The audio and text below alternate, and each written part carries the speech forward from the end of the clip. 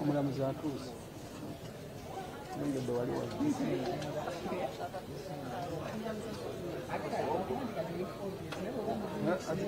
ate tukunyusa nti bamawulire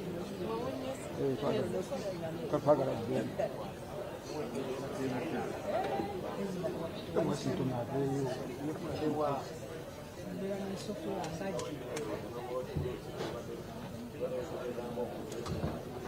kino okwata abantu babali bawuzi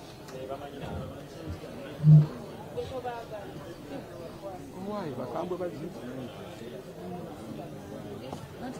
Washington wagwa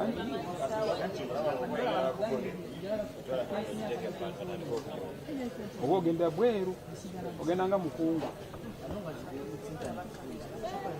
ati wagula sitani tewama kyalina obwogerero gundi njala nga kuyimirizeemu ng'obwozi omusamu nakuwaana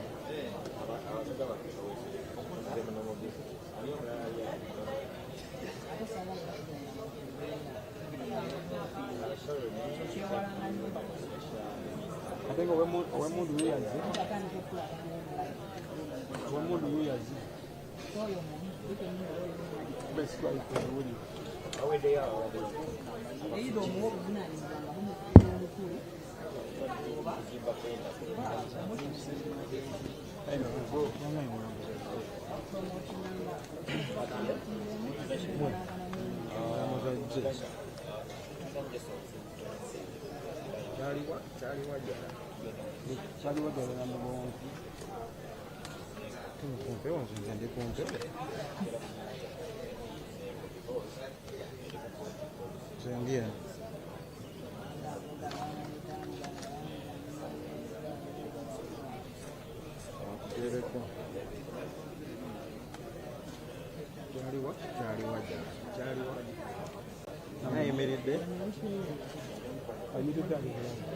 ayimiridde waliyo bigeno olupapula lukedde jjajja waazo kimbutike kajja biza emyaka 75 bakulaba abantu babuubireko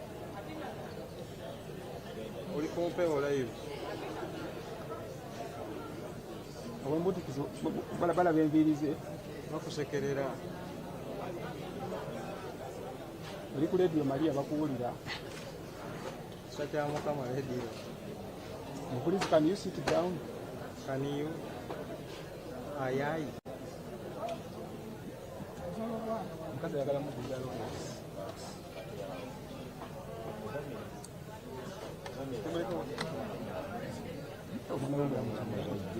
Mwana wa mlamuzi. Unaona sasa ama. Wewe na bibi sababu. Ati live wala ba ye asoka akole amayomba gwegula bitire ebigambo nga ina bigambo binene nnyo ani gwe akasajja kakingisa amakakola kimwana mukagalaawo kati kakoze kabaka FM ndozaye mukawadde enkulaakulana sigimanyi oba eriwa yo ku TikTok naye asawula yabadde alina gye yali n'agamba mwatuwonya kigediyo kigalakise kirediyo kyali kifunye n'abakozi baakyo bafunyo kanywa ebyo birungi bawashingitoni bonna banyumulodi kanywa mwamukola kimwamumanyita viwagwa ndeyaso temumukolako amakyaka kyekimuluma amasanyaze mwabagayina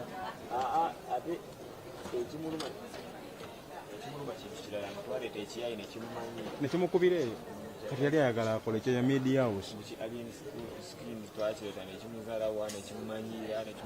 tategeera kati kyagamba bafana alina nyigira mmwe olwokuba bamusalako okugundi kulayivi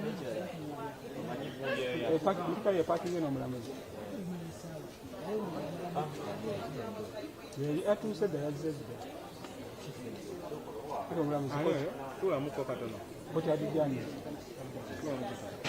koti abijani mpaka katono Washington koti abijani atandikwa muvugiraawo yero yagenderaawo yero mtv yero abantu wazibu nnyo watu liteekawo kimu empozi teyafa mulamu alabya alya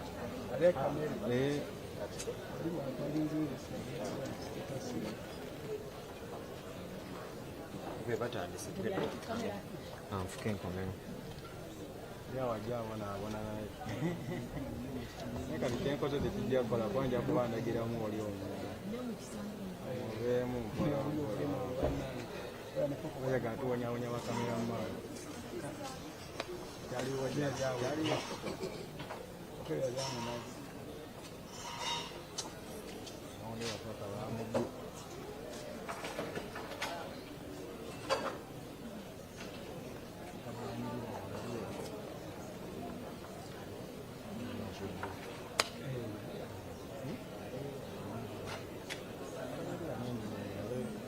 sinzira okuba eno mubisambi baleta miliyoni mwezi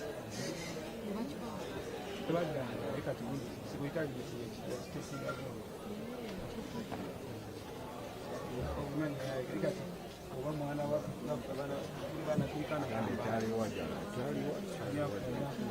watofuze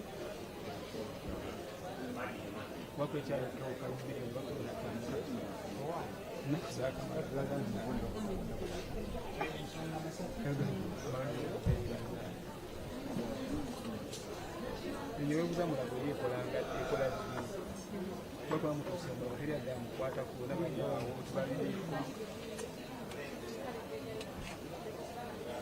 haliwo abantu okasigaza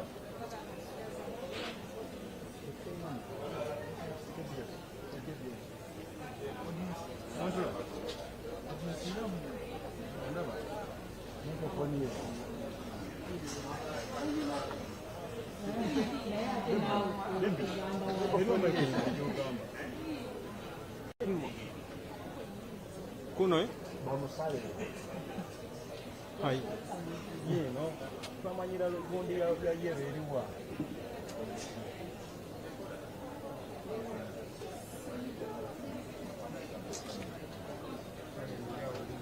Maya bala de kumena ulambu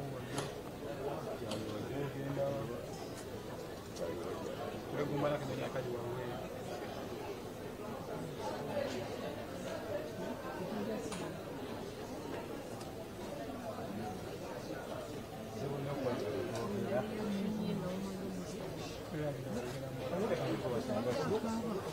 alibumite kubira mwana nubeda yote mwana akaba alinganyisa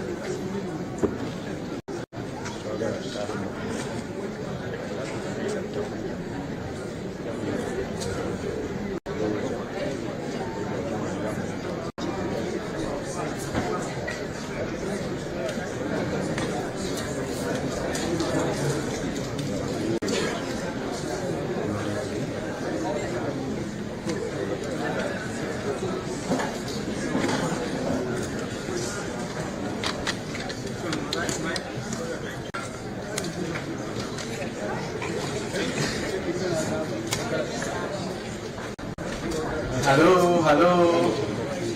Pastor, assist, please, and settle.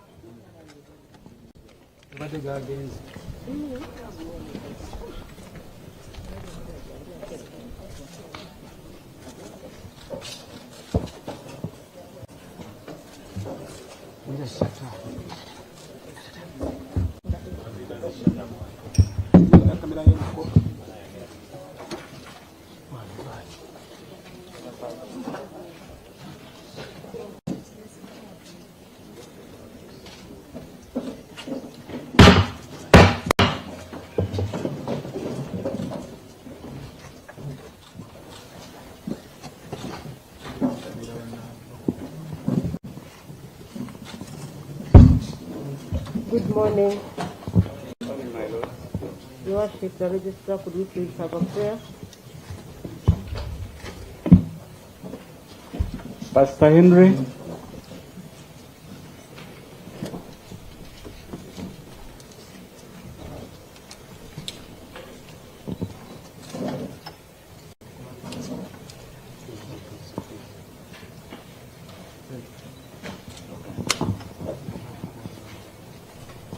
Your Worship. My name is Henry Muguluma. I'm one of the pastors here at Gaba Community Church. Before I lead in prayer, allow me to read you a scripture.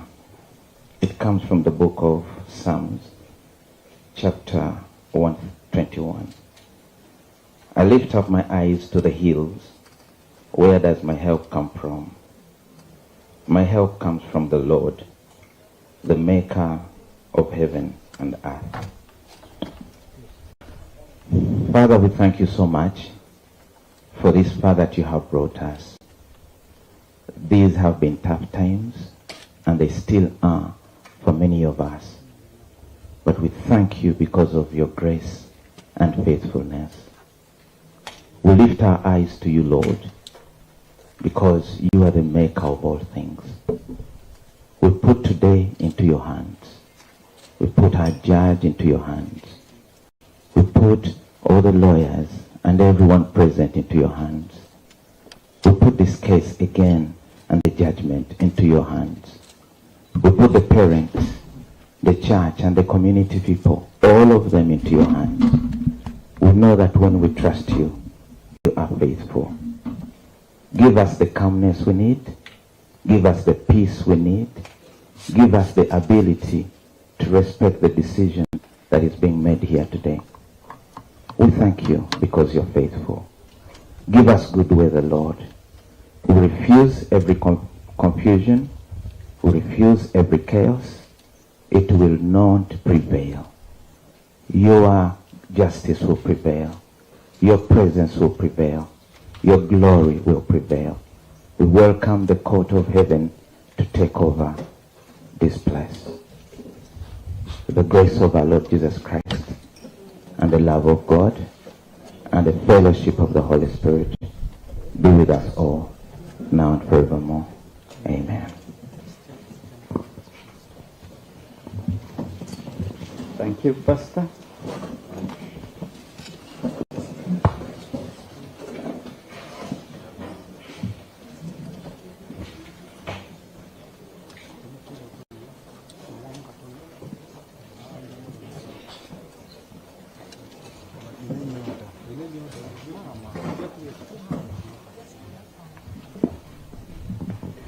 Criminal Station Case number 132 of 2026, Uganda versus Christopher Okello, Onyum.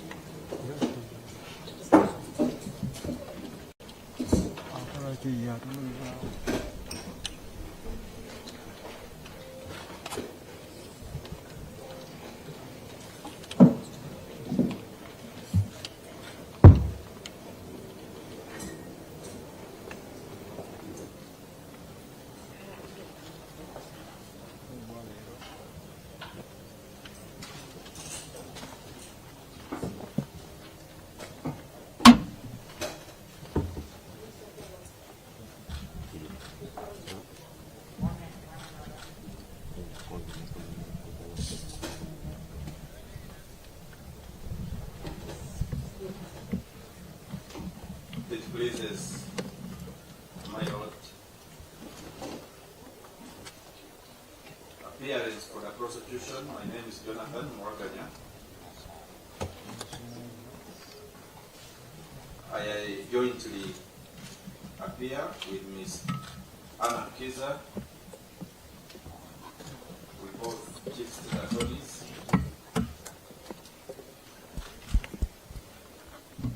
Our colleagues on watching brief are Mr. Stanley Okello,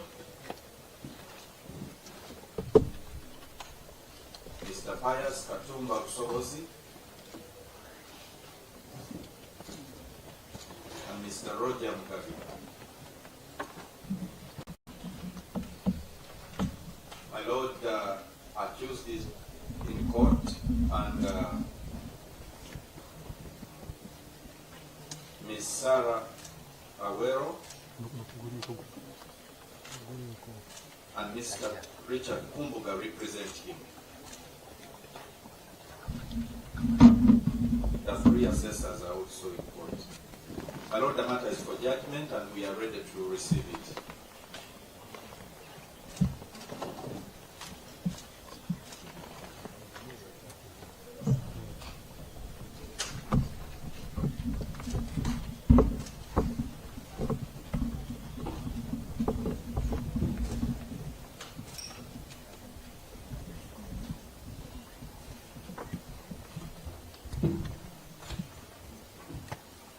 Good morning once again.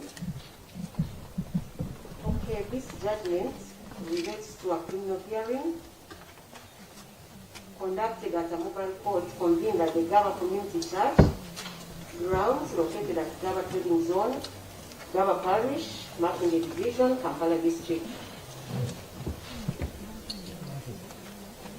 In accordance with the Constitution, Operation of Mobile Courts Practice Directions 2026, the Honorable Chief Justice of the Republic of Uganda appointed me to operate the mobile courts by an instrument of appointment dated 9 April 2026.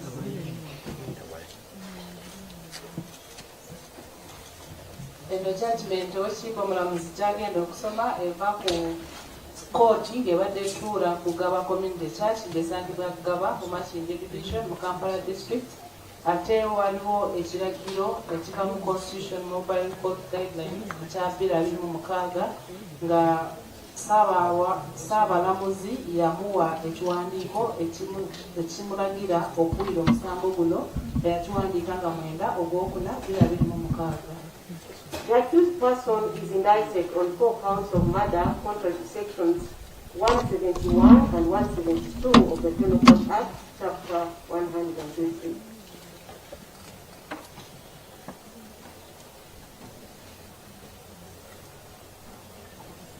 Omuwawaabirwa bamuvunaana emisango 4 ate nga gyonna gya butemu nga kimenya amateeka mu kiragiro ky'ebibonerezo akawayiro 171 ne 172. In count 1, murder contrary to sections 171 and 172, it is alleged that Christopher Okello Onyum, on the 2nd day of April 2026, at Gaba Early Childhood Development Center, Gaba Trading Zone, Gaba Parish, Makinde Division, Kampala District, with malice aforethought, unlawfully caused the death of a Teku Gideon. Omusango okusooka bamuvunaana omusango gw'obutemu nga kigambirwa nti ng'ennaku z'omwezi 2 Ogwokuna 2026 eggaba Early Childhood Development Center ng'esangibwa Ggaba Christopher Okello Onyum yatta Etiku Gideon. Count 2, murder contrary to sections 171 and 172 of the Penal Code Act.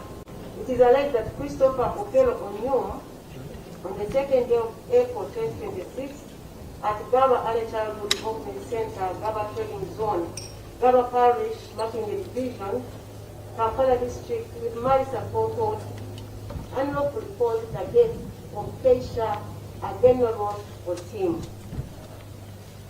Omusango gw'okubiri nagwo gwa butemu nga kigambirwa nti ng'ennaku z'omwezi 2 Ogwokuna 2026 Gaba Early Childhood Center ng'esangibwa Gaba Makinde Division, Kampala District, Christopher Okello Onyum yatta Keisha Agenworth Otim.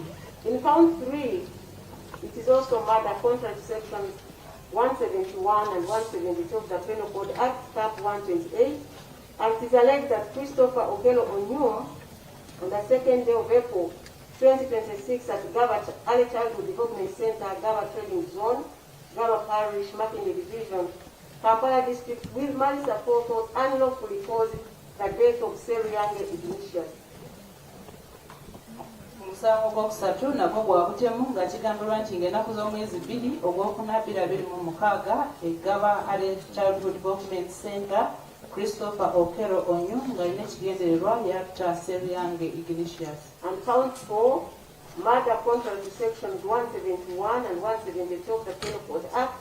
It is alleged that Christopher Okello Onyum, on the 2nd day of April 2026 at Gaba Early Childhood Development Center, Gaba Trading Zone, Gaba Parish, Makinde Division, Kampala District, with malice aforethought, unlawfully caused the death of Odeke Ryan. Omusango gw'okuna nagwo gwa butemu nga kigambirwa nti ng'ennaku z'omwezi 2 Ogwokuna 2026 ku Gaba Early Childhood Development Center esangibwa Gaba Makinde Division mu Kampala, Christopher Okello Onyum ng'alina ekigendererwa yatta Odeke Ryan.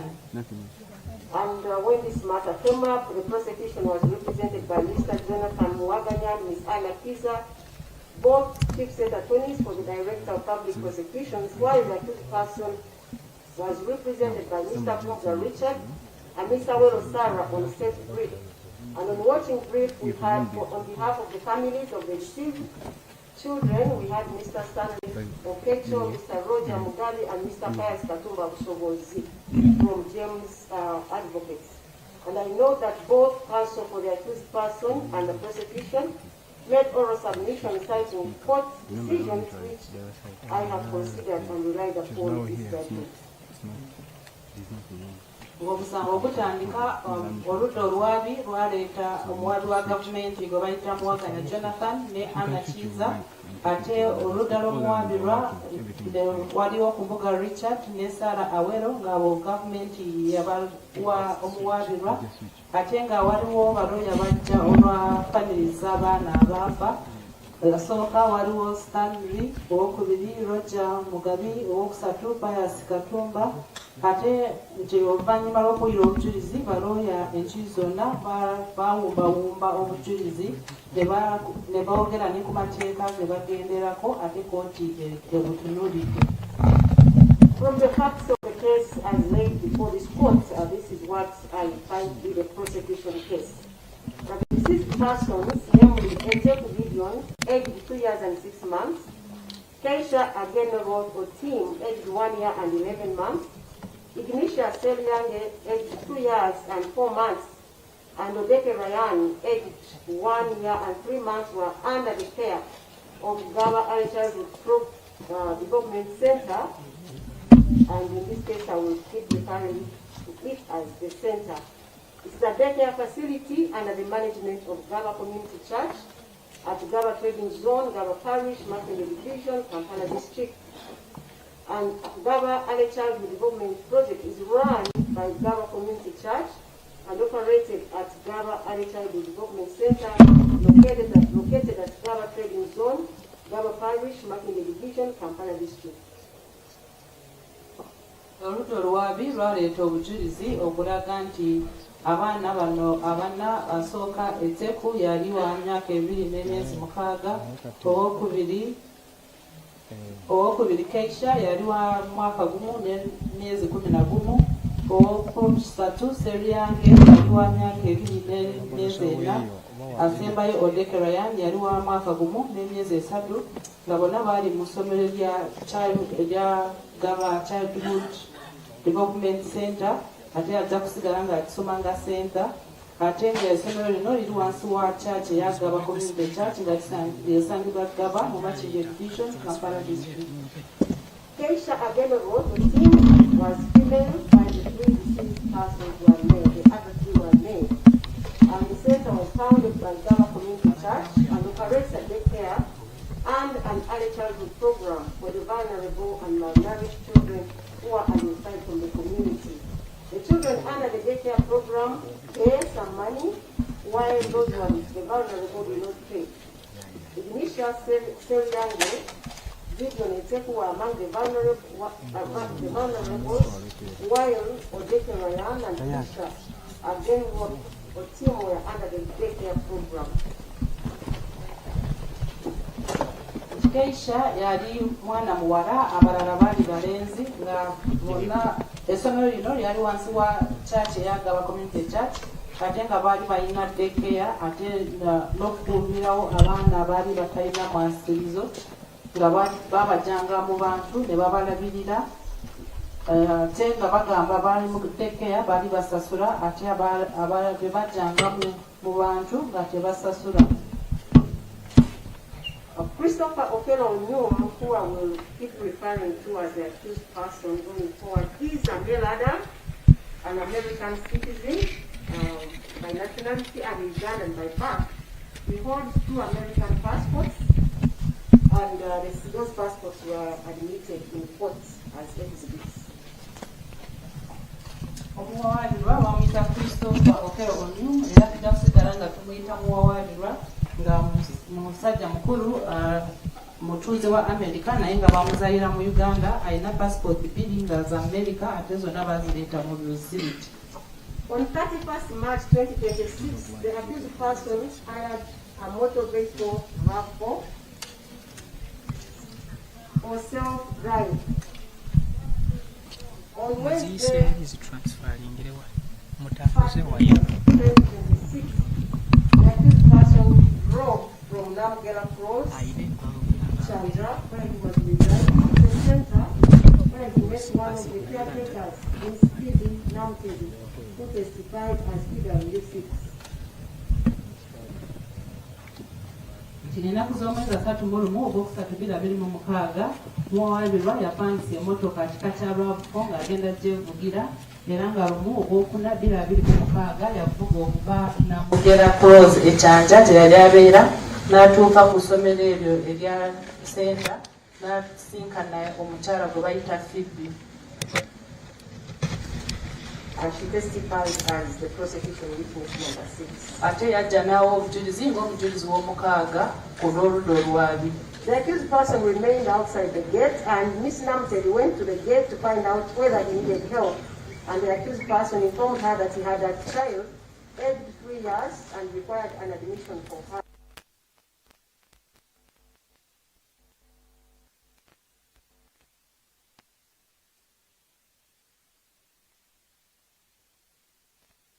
Okutuusa Phoebe lwe yagenda n'amubuuza oba asobola okumuyamba, bwe yamubuuza n'amuddamu nti yali alina omwana w'emyaka 3 yali ayagala kumuyingiza essomero, era n'amubuulira biki byali byetaagisa, kwe kugamba nti kugenda yeetegeke akomewo. The next day, the 2nd of April 2026, at about 11 a.m., the accused person returned to the center, and when Namtedi saw him, she went to the gate, and the accused person informed her that he had returned to make the payments as he had promised the previous day. PW6 opened the gate for the accused person and brought him to the office of the coordinator of the center, known as Miss Annette Odong Agoye, who testified as PW7. Nti nga 2/7 2/26 ssaawa nga 5 ez'okumakya omuwabirwa yakomawo n'atuuka ku geeti. Phoebe n'amulaba, bwe yamulaba n'amugamba nti yali aze kusasula era n'amugulirawo geeti n'amutwala mu ofiisi yali akulira ssente eyo gwe bayita Annette Adong, era yajja wano okuwa obujulizi ng'omujulizi w'omusanvu ku lw'oludda olwabi. Miss Namteri introduced the accused to Miss Annette and informed her of their encounter and conversation the previous day. Miss Odong welcomed him and also interviewed him pertaining to the details of the child to be enrolled. The accused person inquired about the requirements and he was informed that he needed to pay a total of Uganda shillings 190,000, which would cover the registration, daycare fees and uniform.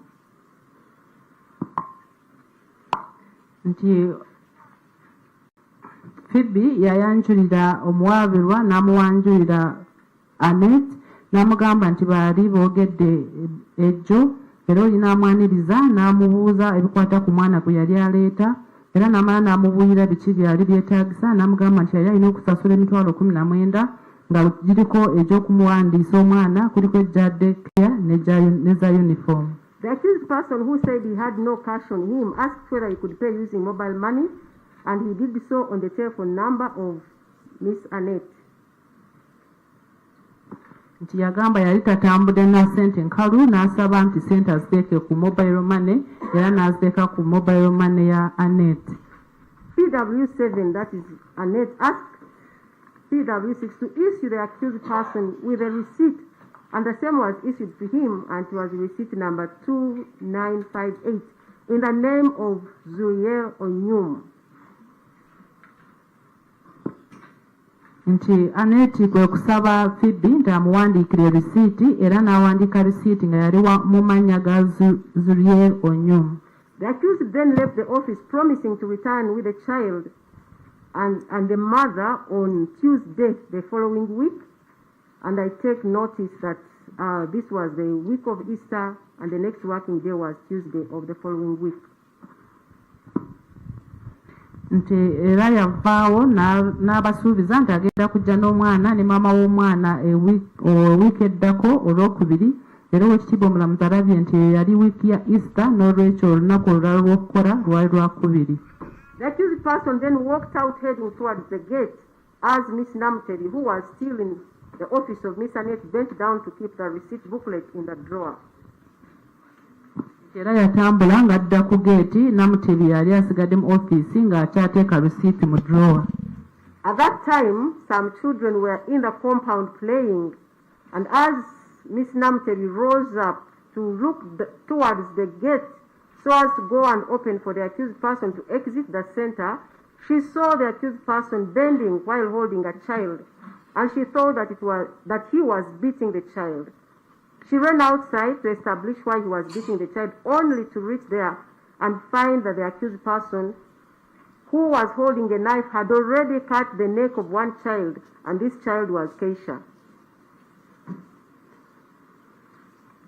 Nti bwe yabadde afuluma abaana abamu baali wabweru nga bazannya nti era Phoebe bwe yagenda okusituka ng'agamba agenda aggulewo geeti omuwabirwa afulume n'atunuulira mu ddirisa n'alaba ng'omuwabirwa akuttamye ng'akuta omwana n'asooka n'alowooza nti oli yali akuba omwana n'adduka kumubuuza lwaki yali akuba omwana n'asanga nga yali alina akambe ng'amaze okusala Keisha. And she was lying in a pool of blood.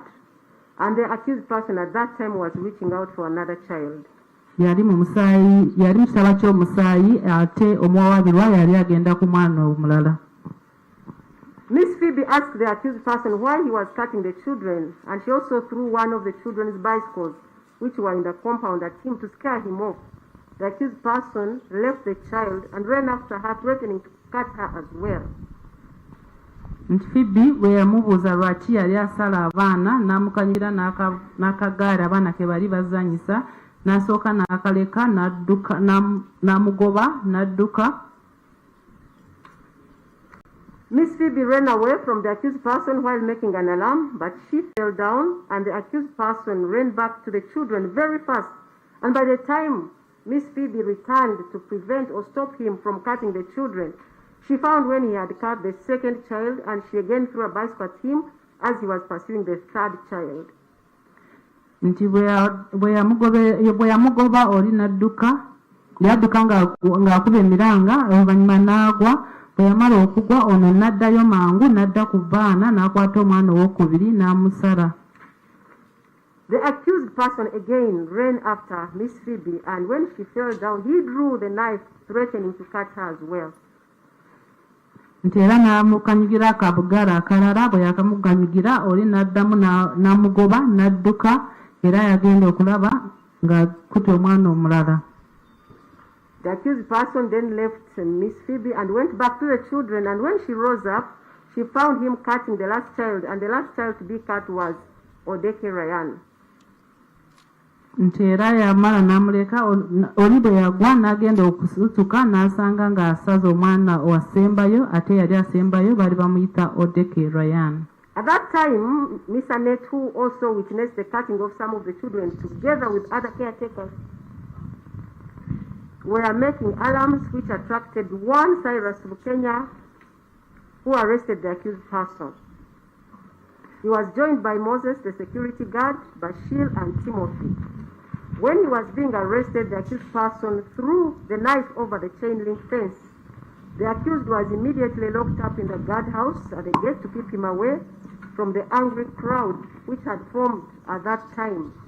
And upon his arrest, the accused person was found with 2 new knives in his socks, and they were recovered from him. Nti Annette naye yali alabye nga asala abaana abamu ne keyateeka omulala eyaliwo baakuba enduulu, era bwe baakuba enduulu Cyrus Bukenya, Moses eyali omukuumi, Bashir ne Timothy bajja. Bwe baamala okujja oli n'abalaba n'asuula akambe n'akasuula wabweru wa geeti, era ne bamukwata ne bamugalira mu kayumba ak'omukuumi nga bamutaasa abantu abaali batandise okujja. Era bwe bamukwata ne basanga nga yali alina obwambe bubiri bupya mu stockings ze. 3 of the attacked children, namely Eteku Gideon, Kisha Ageno Roto Tim, and Ignitia Seryange, were rushed to Wenzi Medical Center, which is about 300 meters away from the center, hoping to save their lives. However, they were pronounced dead on arrival. Abaana abasatu Eteku, Keisha ne Seryange baabatwala ku ddwaliro lya Wenzi Medical Center nga balowooza bayinza okubataasa, naye bwe baatuuka ne bagamba nti bali bafudde. Ryan Odeke, who was clearly dead, was left at the veranda but was also later taken to Wenzi Medical Center by police. Ryan Odeke eyali asigadde naye nga yali afudde, baali bamulese ku kabalaza naye oluvannyuma naye baamutwala ku ddwaliro lya Wenzi. The dead bodies of the 4 children were then taken to Mulago, Kampala, capital city mortuary by police, and post-mortem examinations were done on them by Dr.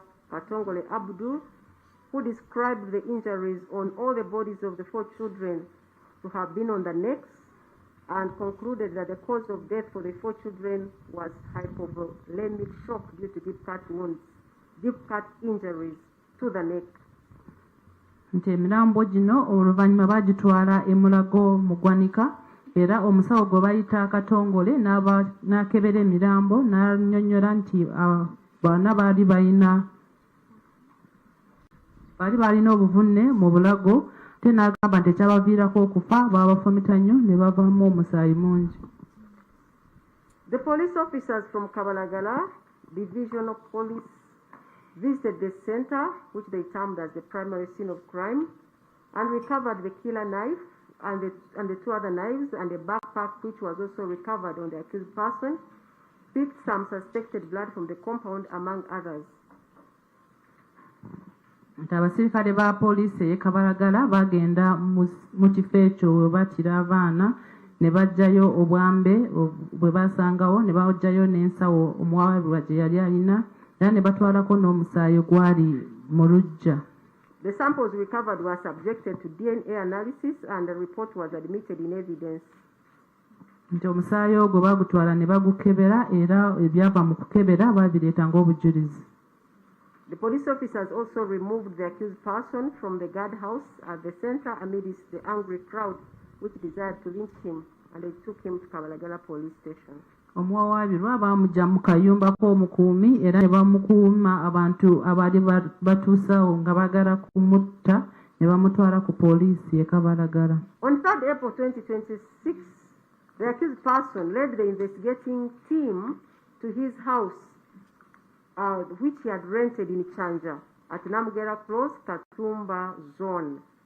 A search was conducted in the accused's house, and a number of items were recovered, which included electronic devices, 2 laptops, 2 mobile phones, and 3 hard drives, which were subjected to forensic analysis, and a digital analysis report was also admitted as evidence. Nga 3 Ogwokuna 2026 omuwawaabirwa yakulemberamu abali banoonyereza omusango guno n'abatwala mu nnyumba ye gye yali apangisa e Chanja, era bwe bayingira ennyumba ne bajjaaza bajjamu ebintu nga laptop 2, amasimu n'ebintu ebirala. The other items recovered were 2 American passports, a driver's license from the state of Virginia, a sanity report dated 30th December 2025, and 5 new knives, among others. Nti ebintu ebirala bye bajjamu passports 2 eza America, bajjamu driving permit, ne bajjamu obwambe 5, ne bajjamu ne report gye bali bamuwandiikidde okuva mu ddwaliro nga bagamba omutwe gwe gwali gukola bulungi. The accused was examined on police form 24 by Dr. Emmanuel Nwamanya, who testified as PW11, and he was found to be mentally normal. It was upon that background that the accused was indicted for murder in 4 counts, hence this case. Nti omuwawaabirwa baamutwala ne bamukebera, ate yamukebera yali musawo gwe bayita Emmanuel Nwamanya, era yajjanga omujulizi w'oludda olwabi ow'okumi oluvannyuma ne bamuteekako emisango 4 gya butemu. The accused person gave an unsworn statement and called 2 witnesses in his defense.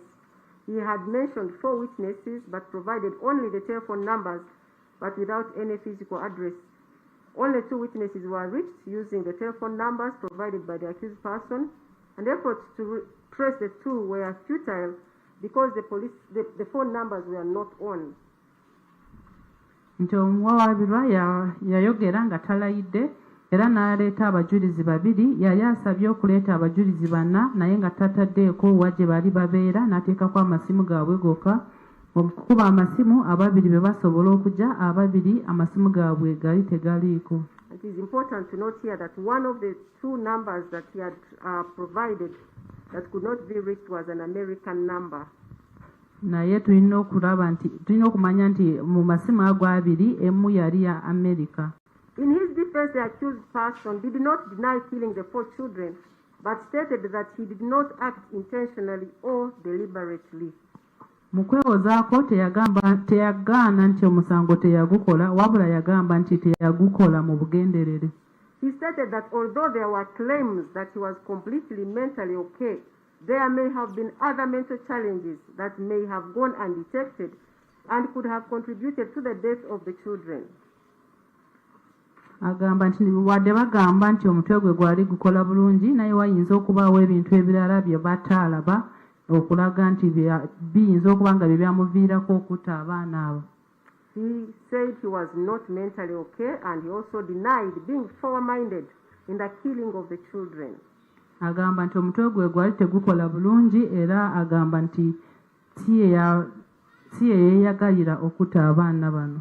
In respect to this, he referred to the book about war, which was part of the evidence of PW18, the digital analyst, who analyzed his flash disk and found that he had saved a book entitled The Art of War by Sun Tzu.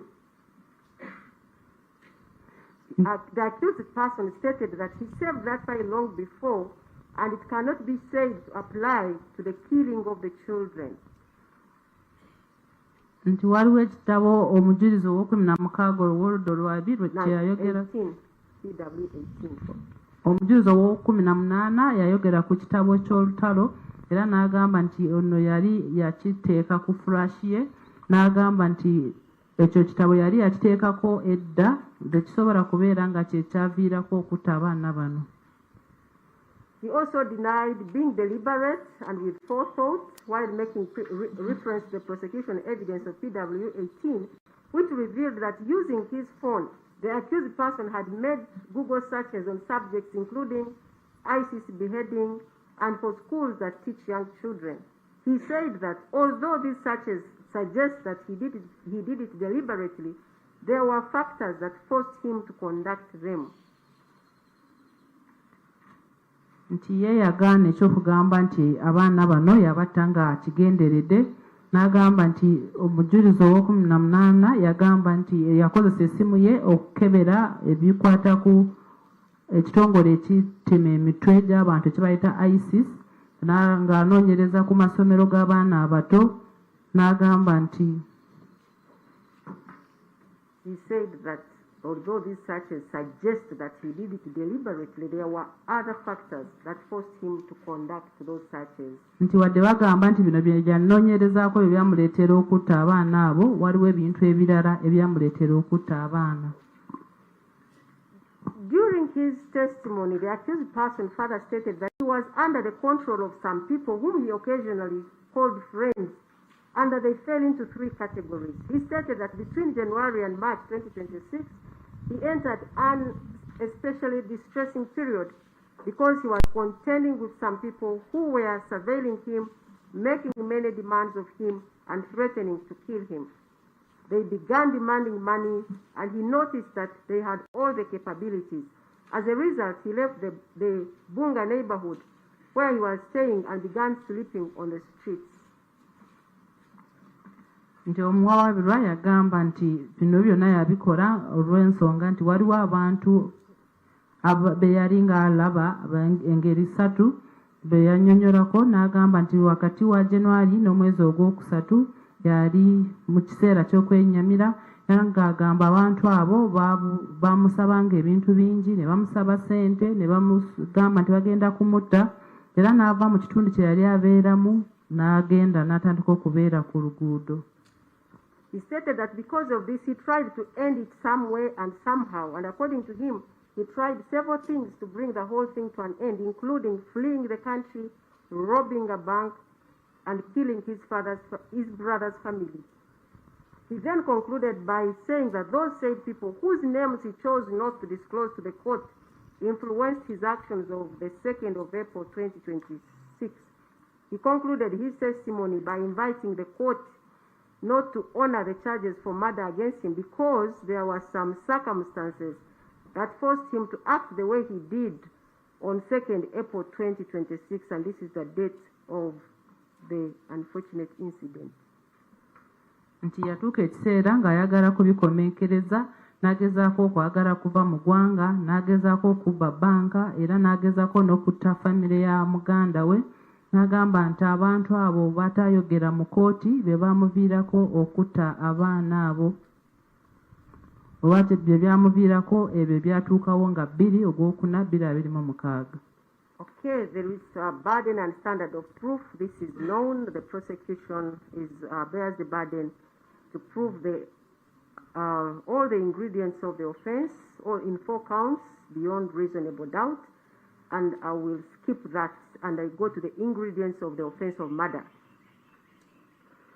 Oludda oluwaabi lwe lulina obuvunaanyizibwa okuleeta obujulizi obumala. Section 171 of the Penal Code Act, Chapter 128, which defines the offense of murder, provides that any person who, with malice aforethought, causes the death of another person by an unlawful act or omission commits murder. Nti amateeka gagamba nti omuntu yenna ng'alina ekigendererwa n'atta omuntu mu bunenyi bw'amateeka aba attemudde omuntu. For the accused person to be convicted of murder, the prosecution must prove each of the following essential ingredients beyond reasonable doubt. 1, death of a human being, that the death was caused by some unlawful act, that the unlawful act was actuated by malice aforethought, and that it is the accused person who caused the unlawful acts of death. Nti oludda olwabi lulina okuleeta obujulizi okukakasa nti mu butuufu waliwo okufa, nti okufa okwo kwali kumenya amateeka, nti ate okufa okwo nti yakukola yali alina ekigendererwa, era abalina okuleeta obujulizi nga bulaga nti omuntu ali mu kooti ye yaza emisango gino. I will discuss all the 4 counts together because they are supported by the same evidence. However, the third ingredient of the unlawful act being actuated by malice aforethought shall be addressed last. Nti emisango gyonna ajja kugyogerako mulundi gumu okuggyako ekigendererwa kyagenda okwogerako kyokka nga kyawukanye n'ebiri. And I will do it last. Kyagenda okusembyayo. Death of a human being or human beings. Death may be proved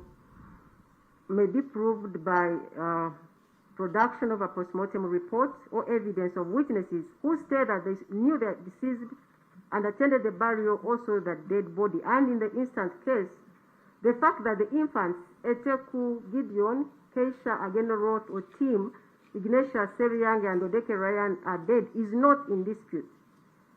And in proof of this, the prosecution adduced the evidence of Dr. Katongole Abdul, who performed the postmortem examinations on the bodies of the 4 children, and he confirmed that they were dead. The parents of these children, namely Apollo Stella is the mother of Eteku Gideon, Komakech Marvin is the father of Kisha, and Bazia Rollins is the father of Seriange, and Okurutu Simon is the father of Ryan Odeke. They all confirmed that their children died and they were buried.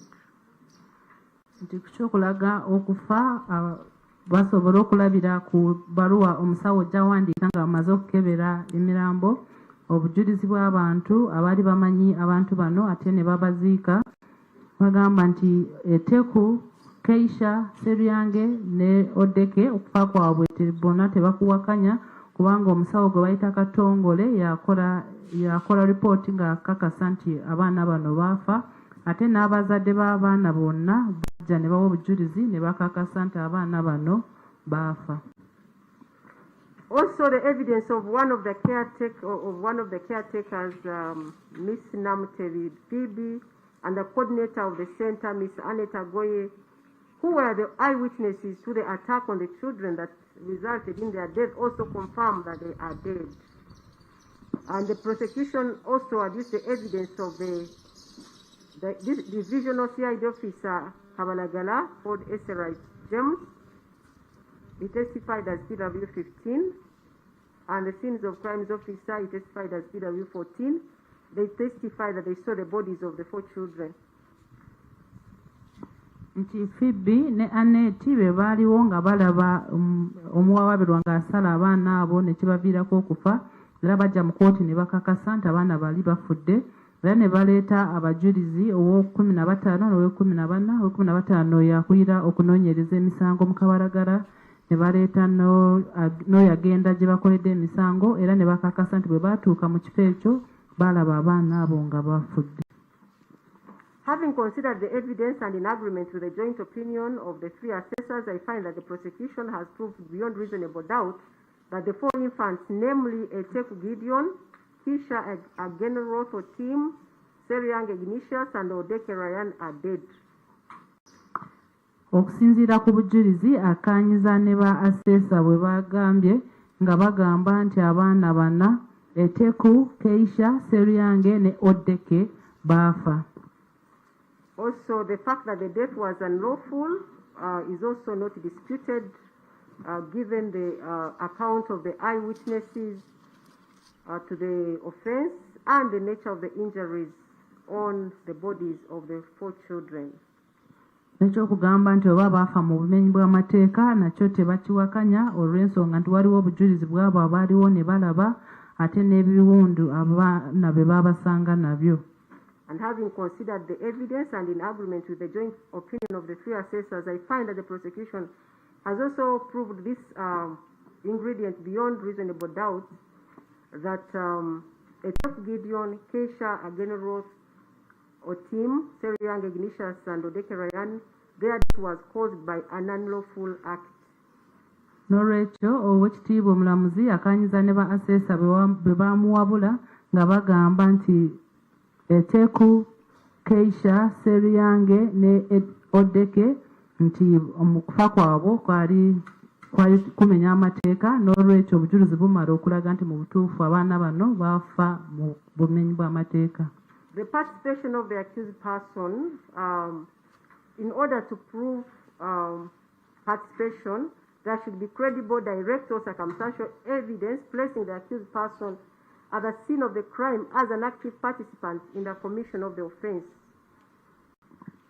Ekyokulaga nti oba omuwawaabirwa ali mu kooti eyaza omusango balina okuleeta obujulizi obulaga nti omuntu ono ye yatta abantu bano obuliwo oba obujulizi obwetoolodde embeera ezaaliwo. And in the instant case that the participation of the accused person is not contested because the accused person himself did not deny having killed these children. Nti mu musango guno ekyokubanga ye yatta abaana omuwawaabirwa takiwakanisa. I will proceed to also to look at the evidence that the prosecution produced to support the fact that it was the accused person who killed these 4 children. The offense occurred in broad daylight, specifically at 11 a.m. or thereabouts.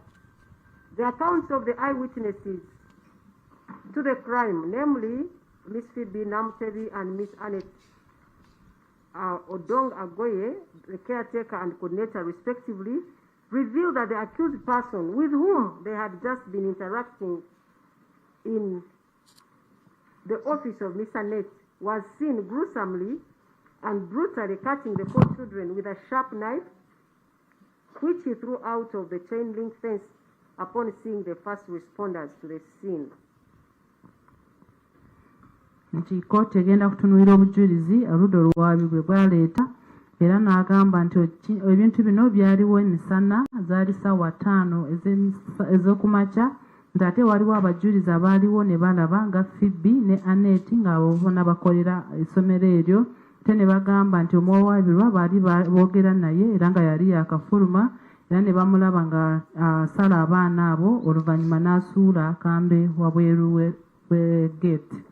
The prosecution further adduced the evidence of the scenes of crimes officer, Mr. Mutaka Jim, his PW14, and Esserite James, the lead investigator, PW15, who testified to the effect that they responded and went to the center, which they referred to as the primary scene, and they found that the accused person had already been arrested by the first responders and was being kept in the guardhouse to keep him away from the angry mob that wanted to lynch him.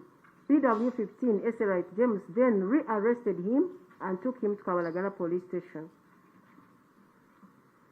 Nti baleeta omujulizi ow'okuminabana ng'oyo yagenda mu bifo bye bazizaamu emisango bamuyita Mutaka Jim era ne baleeta n'omujulizi owa 15 yeyo yakulira ebyokunoonyereza emisango ku poliisi y'e Kabalagala era nti badduka ne batuuka mu kifo ekyo bwe batuuka ne basanga omuwawaabirwa baali bamaze okumukwata nga bamuterese mu kayumba k'omukuumi nga bamutaasa ku bantu abaali baagala kumukuba era oluvannyuma omujulizi owa 15 n'addamu n'amukwata n'amutwala ku poliisi. The prosecution also adduced forensic evidence that implicates the accused person by placing him at the scene of the crime, namely evidence of AIP Odongo Emmanuel. He is a CCTV analyst, and he testified that police CCTV cameras on the roads and some private CCTV cameras showed that a motor vehicle RAV4 was seen being driven from Chanja, where the accused person was residing, through Nakawa until it reached Renewal Circle in Gaba, where it was captured by the private camera of Renewal Circle on 1st April 2026. Era baleeta obujulizi obulala obw'abakakensa ne baleeta omuserikale gwe bayita AIP Odong Emmanuel ng'ono yeekebejja zi CCTV kamera oba kamera ez'oku kkubo era n'agamba nti mu kwekebeja yalaba emmotoka ekika kya RAV4 nga baagivuga kuva ekyanja bayita Nakawa ne batuuka ku Renewal Sacco era ne kamera ya ku Renewal Sacco n'emukwata nga 1/4/2026. And this court takes judicial notice that the Renewal Circle, which is part of the Gaba Community Church Complex, is directly behind the center. Ate kooti eraba nti Renewal Circle nayo eri kumpi ne kanisa ya Gaba Community Church ate eri kumpi n'essomero lino. Upon parking the motor vehicle in the parking yard of Renewal Circle, the accused person was seen alighting from the vehicle and walking towards the center. This corroborates the evidence of PW6 Miss Phoebe, who testified that the accused person had come to the center on the 1st of April 2026 and had approached the gate of the center on foot. The accused person remained at the gate from where he had a conversation with PW6 regarding the requirements for enrolling his child at the center. Ntera bagamba nti bwe yapakinga ku Renewal Sacco yatambula n'agenda ku ssomero eryo era kino kyongereza ku bujulizi bwa Phoebe eyagamba nti nga 1/2026 nti omuwawaabirwa yatambuliza ebigere n'atuuka ku geeti era ne boogera wamu ng'amubuuza biki ebyali byetaagisa okuleeta omwana. The CCTV analysis report also revealed the accused person being ridden on a border on the day of the incident, 2nd April 2026, at 10:16:13. That is 10 o'clock, 16 minutes after 10 and 13 seconds. And he was carrying a black backpack. Ntera report eyo eyazi kamera egamba nti omuwawaabirwa baamulaba ku lunaku olwo lwennyini ng'ali ku booda ng'azaali ssaawa 4:16 n'obusekenduzi 13 ng'ali yeetisse akasawo akaddugavu akasawo ak'oku mugongo. While in court, the witness, who was PW13, played the footage and the images which clearly confirmed the movement of the motor vehicle on the 1st of April 2026 and the border carrying the accused person on 2nd April 2026. Era bwe baleeta kamera ezo ne baziraga kooti oyo omujulizi ow'e13 yazireeta ne bakakasa engeri emmotoka ekika kya RAV4 kye yatambulamu nga 1/4/2026 era ne balaga ne booda bwe yatambula ng'emuleese nga 2/4/2026. Whereas the defense counsel during his submissions claimed that the images were not clear, it is not true because the accused person could be clearly identified when he alighted the vehicle at Renewal Circle on 1st April 2026 and also while on a border on 2nd of April 2026. Nti oludda olwawaabirwa abalooya bagamba nti ebifaananyi byali tebirabika bulungi naye baali si batuufu kubanga baamulaba bulungi ne bamwetegereza bwe yapaakinga ku Renewal Sacco nga 1/4/2026 era ne baddamu ne bamulaba ng'ali ku booda nga 2/4/2026. The prosecution had earlier on adduced the evidence of PW8 is called Hashim Juma, one of the directors of Trip Car Rental Uganda, who testified that the motor vehicle belongs to his company and the accused had hired it from him to be used on the 1st and 2nd of April 2026 on self-drive. Nti baleeta omujulizi ow'omunaana nga bamuyita Hashim Juma ono yali yapangisa omuwawaabirwa emmotoka ekika kya RAV4 nga yali yakozesebwa nga 1 n'olunaku z'omwezi 2/4/2026 nga yali agenda gyevugira. However, the accused person used the motor vehicle only on 1st April 2026 because it got mechanical defects. This testimony was corroborated by the CCTV evidence where the accused person was seen in the footage of 1st April 2026 pushing the vehicle at Shell Kitugum House, Ginger Road at 2 p.m. with the assistance of the staff of Shell. nti emotoka yagikozesa nga lumu olwokuna 2026 oluka kubanga yamala nefuna ebizibu era kino kyongerezebwako obujulizi ono yaleeta obujulizi bwa kamera ng'agamba bamulaba ng'asindika eno motoka ku Shell Kitgum House Jinja Road zaali ssaawa 8 ez'emisana nga bakola ku Shell be bamuyambako okugisindika. The accused had earlier on called Hashim and told him about the faulty car, and Hashim had advised him to park it at Shell Kitgum House. Nti yali yakubidde Hashim n'amugamba nti emotoka yali efunye obuzibu era n'amugamba nti agipaakinge ku Shell ya ku Kitgum House. In the footage of 2nd April 2026, the accused could be easily identified putting on a checkered black, white, and grey shirt and black sunglasses when he was on a border. Nti ku katambi ke baleeta ng'akaali ka 2/2026 omuwawaabirwa baamulaba bulungi ne bamutegeera kubanga yali ayambadde yali ayambadde essaati y'ebikuubo ate nga yali ayambadde ne galubindi. And this is corroborated by the evidence of the SOCO, that is the scenes of crimes officer, and the investigator who recovered the said sunglasses stained with blood at the primary scene and took the said shirt from the accused person upon his arrest and submitted both items for the DNA analysis. Kino kyongereza ku bujulizi bw'oyo omupoliisi agenda mu bifo bye bazizaamu emisango kubanga bwe yatuuka mu kifo ekyo n'asanga galubindi ezaaliko omusaayi n'aziggyayo era n'amugyako n'essaati eyo n'abisindika mu beekebeja ebintu ebyo. The DNA analysis revealed that the cuttings from the shirt contained the DNA of the accused person, while the sunglasses, which were stained with blood, had mixed DNA of both the accused person and of Keisha again Roth, whose body had been labeled as body 39 by the scenes of crimes officer.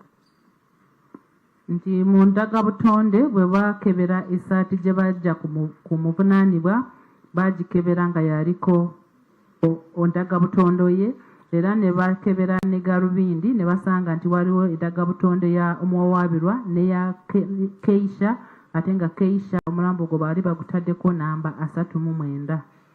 Prosecution also adduced evidence that the accused person was cutting the children with a knife, which he threw over the chain link fence upon seeing the first responders at the scene. The knife was recovered by the scenes of crimes officer.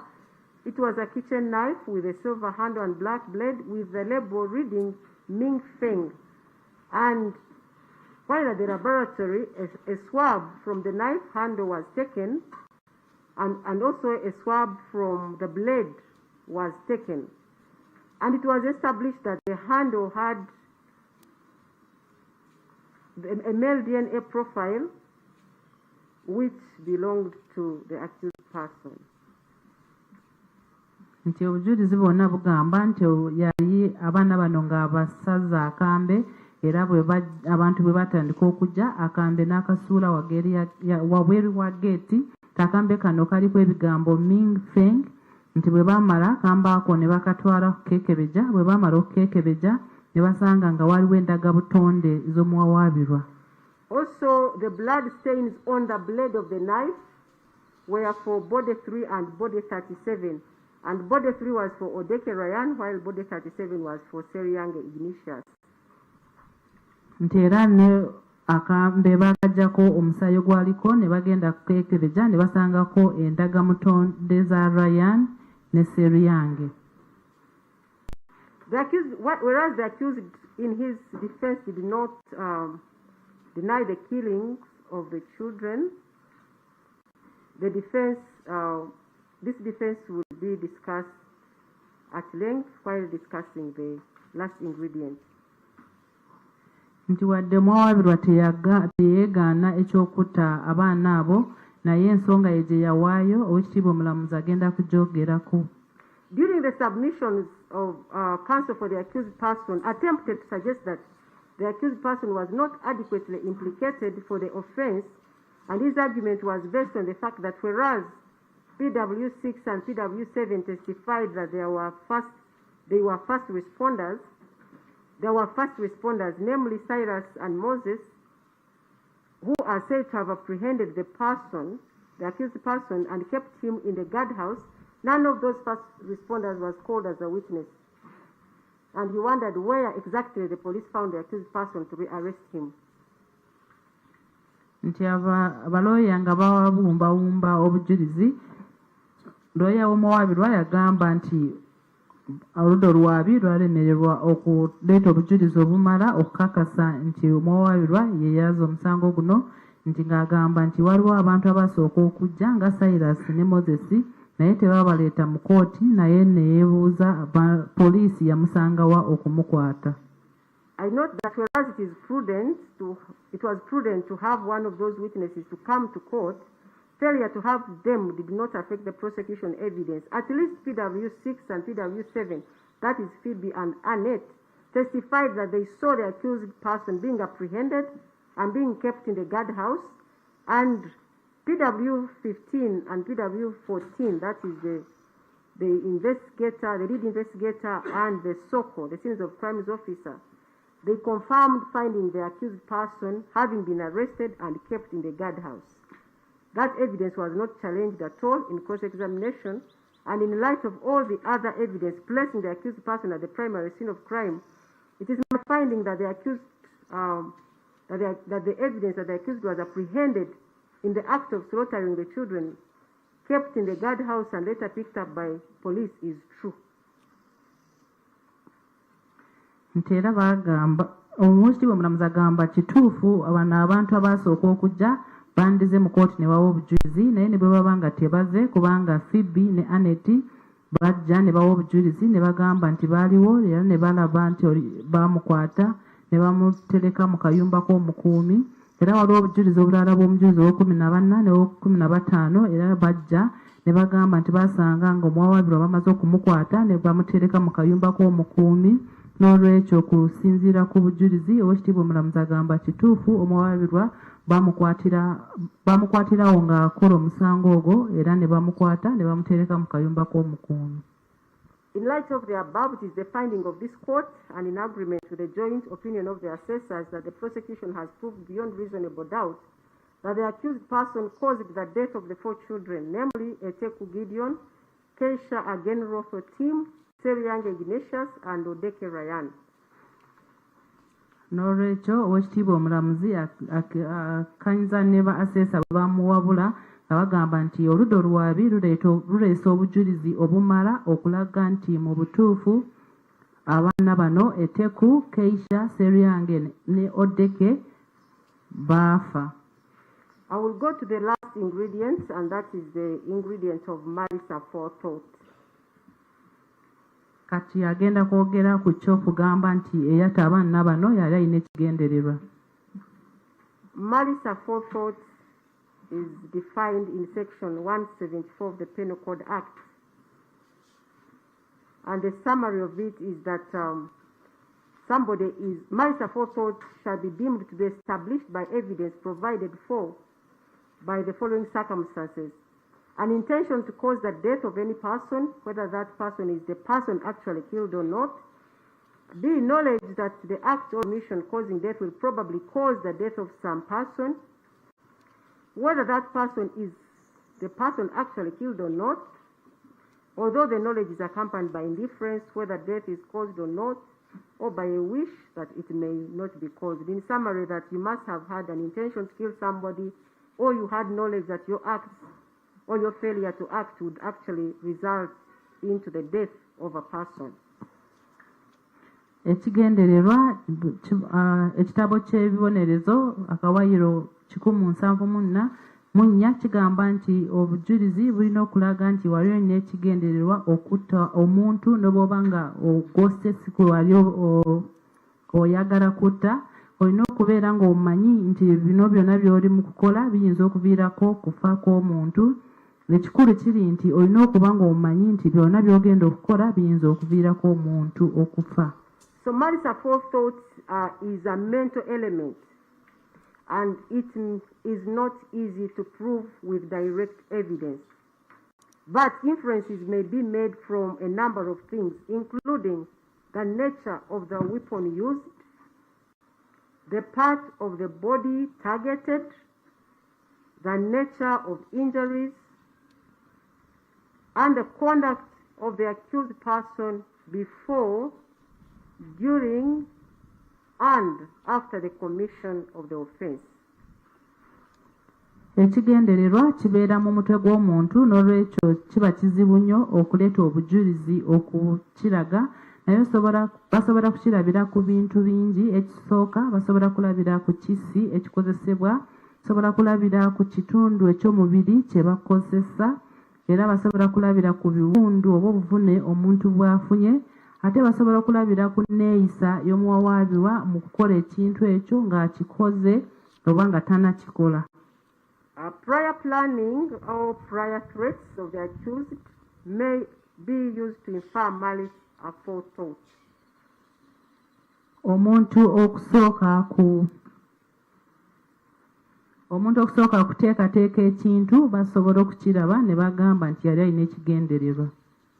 To prove this ingredient, the prosecution adduced evidence from eyewitnesses to the offense, that is Phoebe and Annette, who testified that they saw the accused person aggressively and gruesomely cut the necks of the 4 children with a knife. Nti oludda olwabi lwaleeta obujulizi bw'abantu abaaliwo nga Annette ne Phoebe, era bajja ne bagamba nti baalaba omuwawaabirwa ng'asala bubi nnyo ensingo z'abaana bano. This evidence was corroborated by the findings of the post-mortem examinations of the 4 children's bodies and by the testimony of Dr. Katongole Abdul, who examined all of them and described the injuries on the deceased as follows. Nti era ekyo kyongereza ku bujulizi bwa postmortem reports oba ebbaluwa ripooti omusawo gwe bayita Katongole ze yawandiika ng'amaze kwekebejja emirambo gy'abaana bano n'annyonnyola ebiwundu abaana bye baafuna bwe tugenda okubyogera. And I will go in the detail of the injuries for each of the deceased children. I begin with Eteku Gideon. He is said to have had a 14-centimeter long open wound on the right side of the neck, located at 66 centimeters from the right hem of the neck.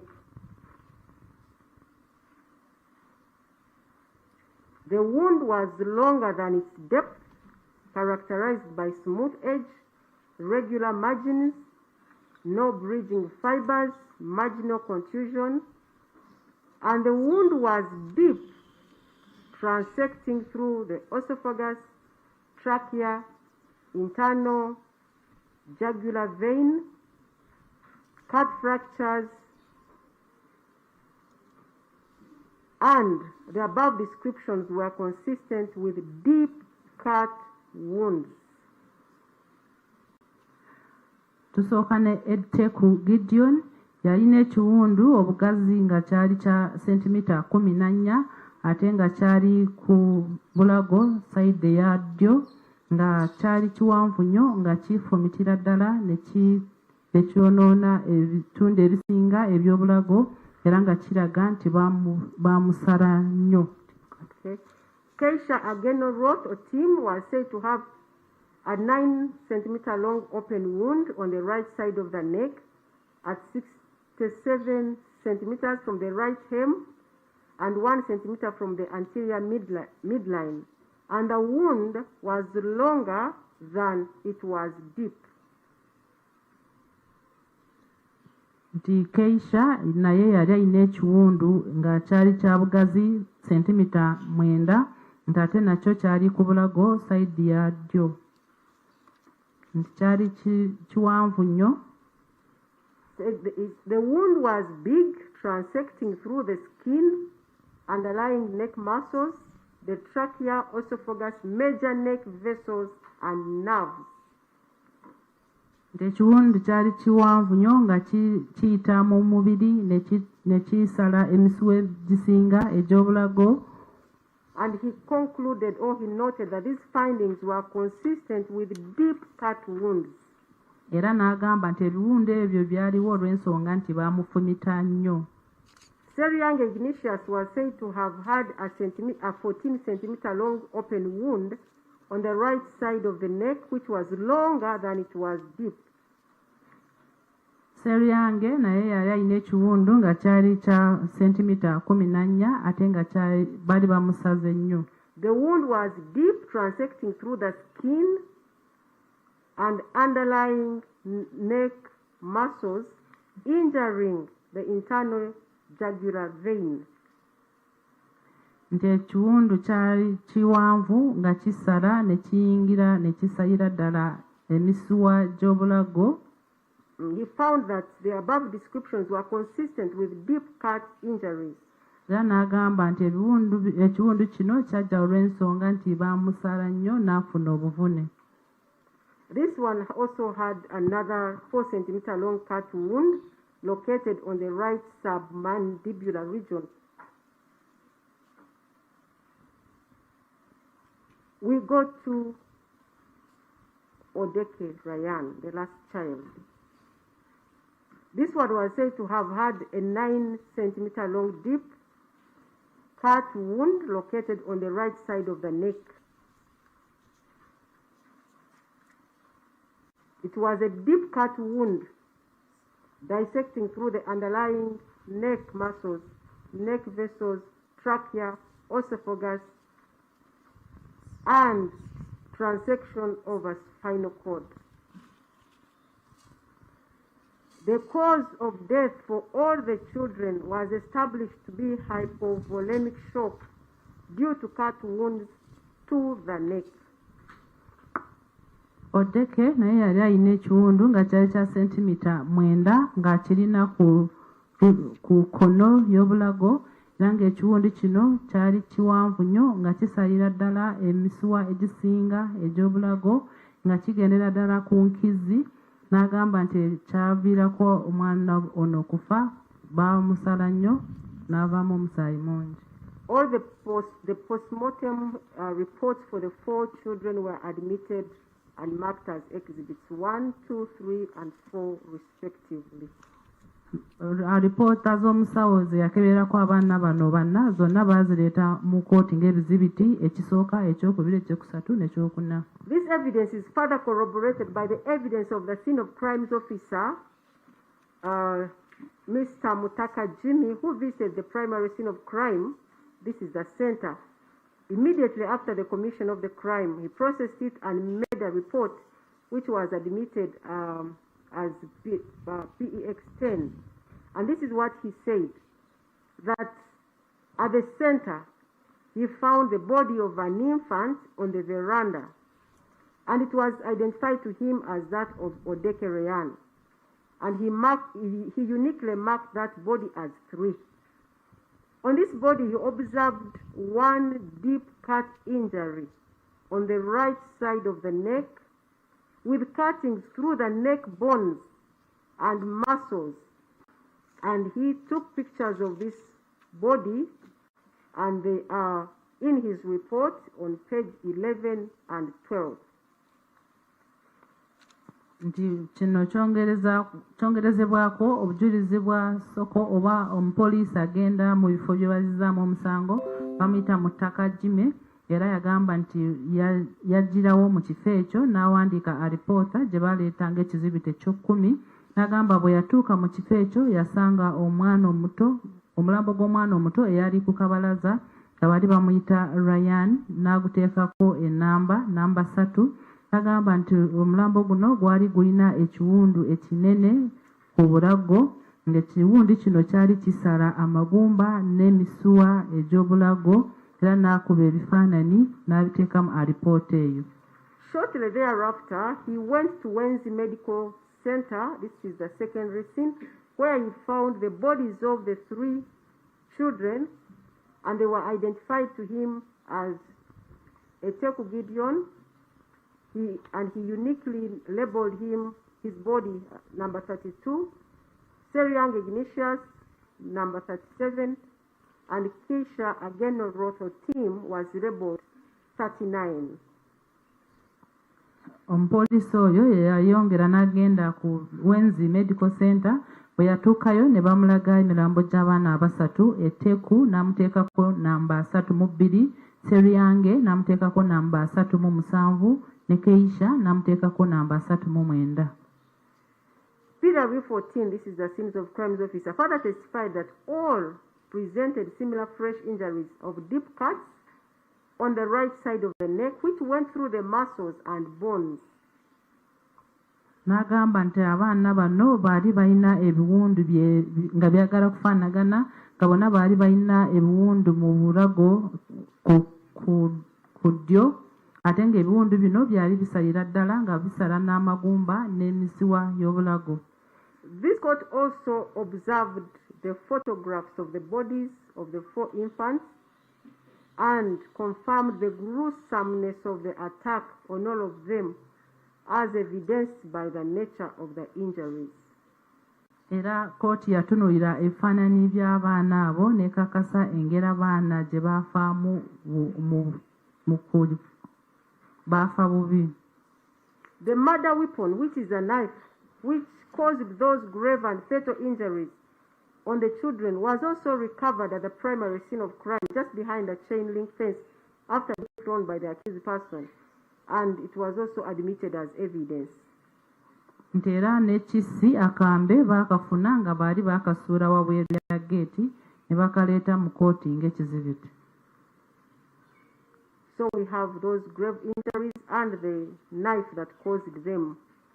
Tulina ebiwundu ebyali ebibe ennyo n'akambe akaakozesebwa. The above evidence would be sufficient to prove malice aforethought, because there would be no other inference that a person pounces on defenseless, innocent babies and goes ahead to cut their necks as if slaughtering a goat or a chicken in that accurate and precise manner, other than that of malice aforethought. Nti era ku bujulizi obwo bulina okuba nga bumala, kubanga omuntu tasobola kugenda n'akwata obwana obuto nga tebwesobola n'abusala obulago ng'asala embuzi oba enkoko.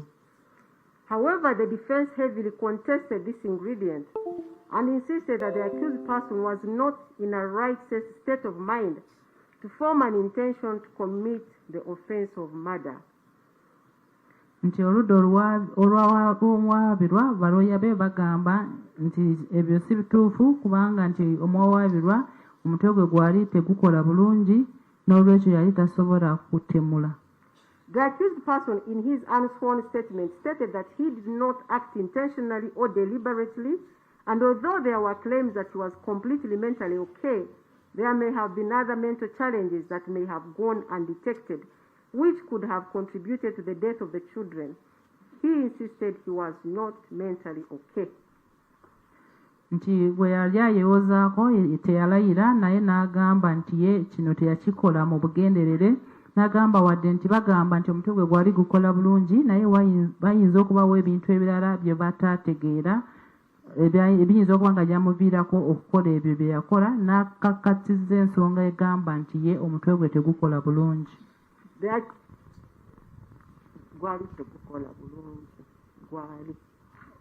Omutwe gwe gwali tegukola bulungi.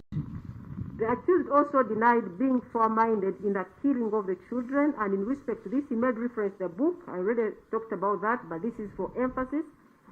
That the flash disk which showed that he had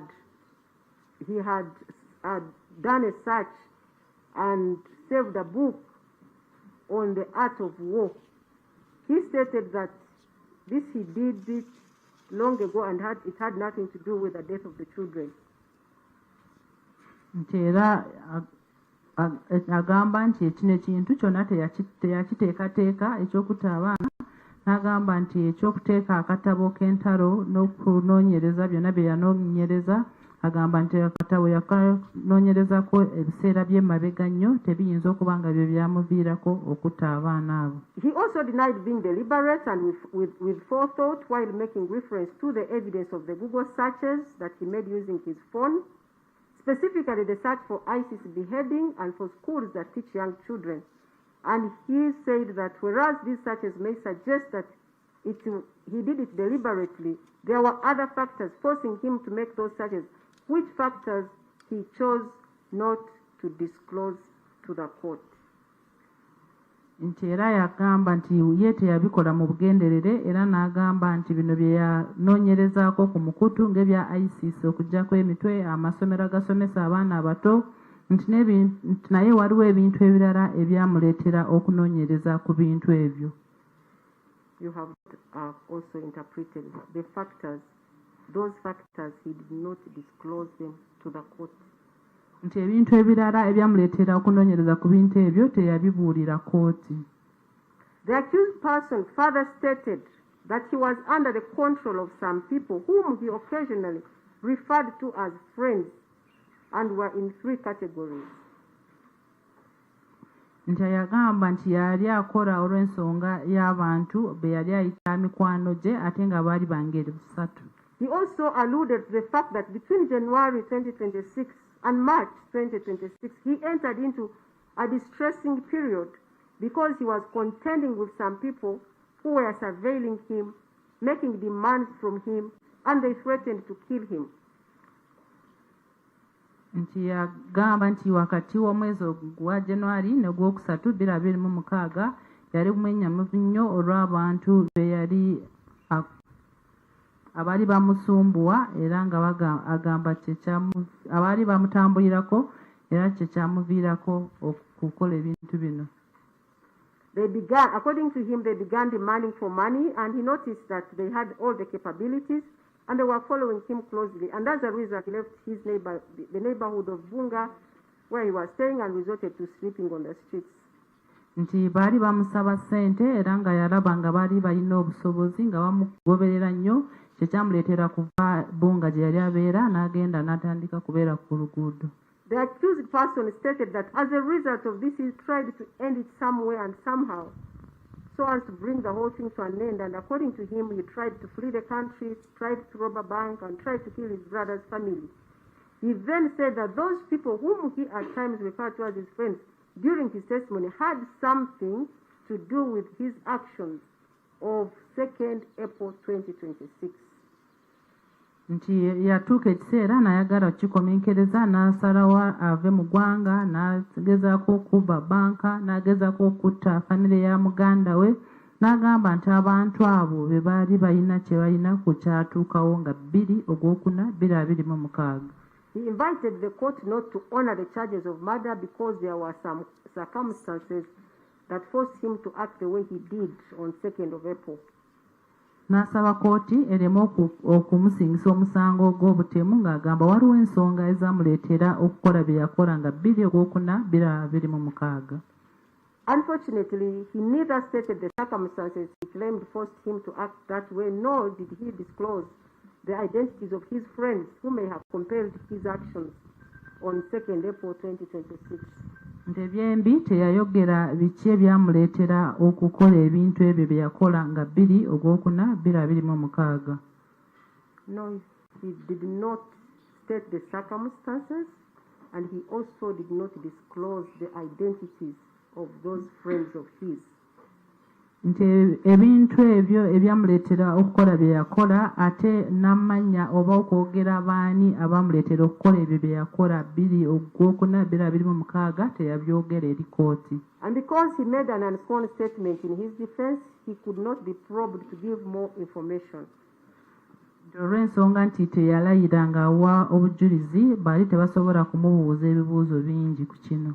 By the above claim, the accused raised a defense of insanity. Olw'ekyo yagamba nti ye omutwe gwe gwali tegukola bulungi mu kaseera ako.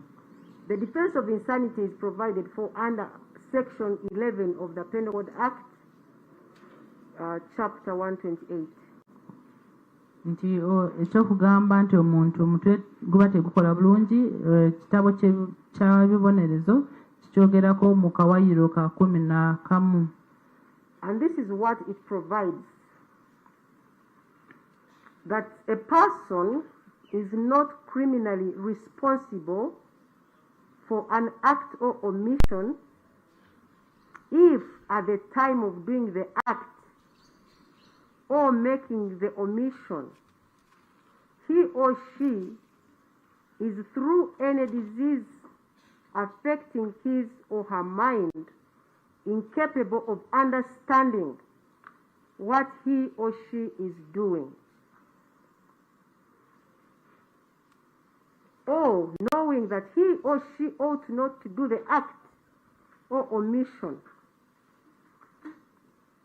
although his or her mind is affected by disease, if that disease does not in fact produce upon his or her mind one or other of the effects mentioned in this section in reference to that act or omission. I will summarize this to mean that the accused, somebody must show that he had a disease of the mind, and as a result of the disease of the mind, he was incapable of knowing the nature and quality of his actions at the time when that action is said to have been done. That's the summary of this law. Nti etteeka lino mu bufunze ligamba nti omuntu alina okukakasa nti yali alina obulwadde bw'obwongo, nti ate okubeera n'obulwadde obwo nti yali tasobola kumanya ebikolwa bye yali akola kye bitegeeza oba ekiyinza okumuviira mu bikolwa by'akoze. So if it is found that actually he had a disease of mind, and that disease of mind made him incapable of understanding what he was doing and what its consequences would be, that would be a total defense to him. Nti bw'agamba nti yali alina obulwadde bw'obwongo nga tasobola kutegeera biki bye yali akola, awo aba yeewozezaako.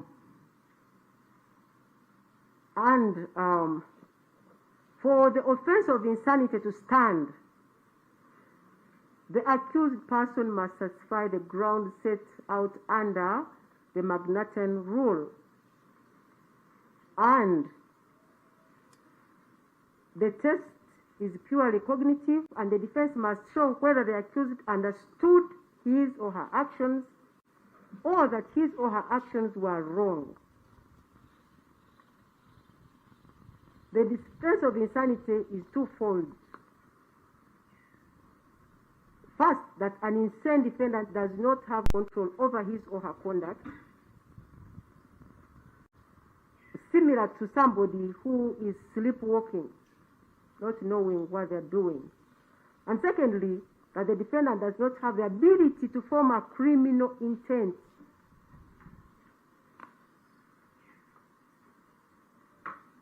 Without the ability to control conduct or the understanding that conduct is evil or wrong by society standards, an insane person or defendant presumably will commit crimes again and again. This person must not be in control of anything to do with himself. He cannot control his actions because of the disease of the mind.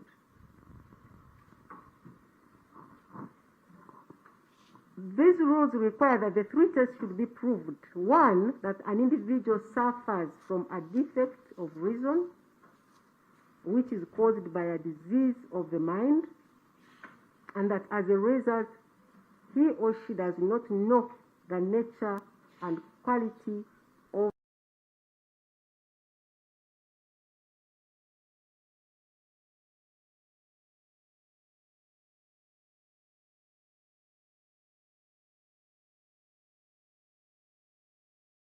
normal, like the accused person said that he was not mentally okay, then it becomes his responsibility to prove to the court that actually that was the condition that he was in at the time the offense was committed. nti omuntu okugamba nti omutwe gwe gwali tegukola bulungi alina okukakasa kooti nti yali tasobola kutegeera ebintu byali akola oba byali bituufu oba byali bikyamu oba byali si bikyamu nti alina okulaga nti yali tamanyi biki byali bigenda mu maaso n'ebintu bye yali akola abeera ng'omuntu atambula ekiro nga yeebase nga tategeera biki ebigenda mu maaso. N'agamba nti omuntu bw'atyo aba tasobola kubeera mu mutwe nga ateekateeka ekintu okukola ekintu ekikyamu kubanga aba tasobola kumanya ekikyamu oba ekituufu. N'agamba nti aba tasobola kwesalirawo biki by'akola olw'ensonga nti alina obulwadde bw'obwongo. The defense of insanity seeks to do away with an essential requirement of malice aforethought, and it seeks to prove that the accused person did not have the intention to cause death, neither did he have knowledge that such an act or omission would cause the death. And this is because of the presumption of sanity which is provided for in Section 10 of the Penal Code Act. Nti okugamba nti omuntu omutwe gwe gwali gulina obulwadde baba baagala okuggyako ekyokugamba nti omuntu yali alina ekigendererwa okutta abantu naye there is a presumption of sanity. Naye waliwo amateeka agagogera ku ky'omuntu okubeera nga omutwe gukola bulungi. And it provides, in Section 10, it provides that every person is presumed to be of sound mind and to have been of sound mind at any time which comes in question until the contrary is proved. Era etteeka kawayiro ka 10 kagamba nti buli muntu yenna bamutwala nti omutwe gwe gukola bulungi oba talina bulwadde bw'obwongo okutuusa nga baleese obujulizi okulaga nti mu butuufu omuntu oyo akaseera ako omutwe gwe gwali tegukola bulungi.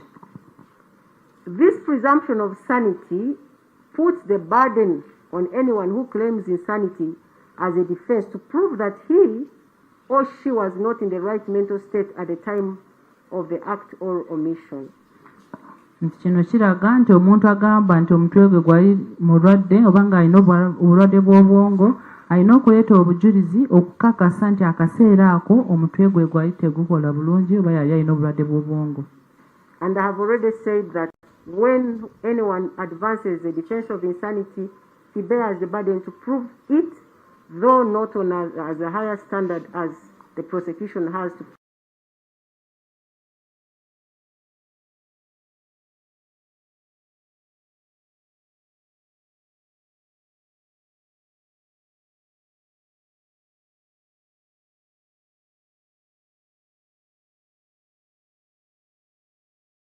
Found in the judgment. Having laid down the above principles from the law and the decided cases, I will proceed to evaluate the evidence adduced by the accused person in a bid to prove the claim or the defense of insanity.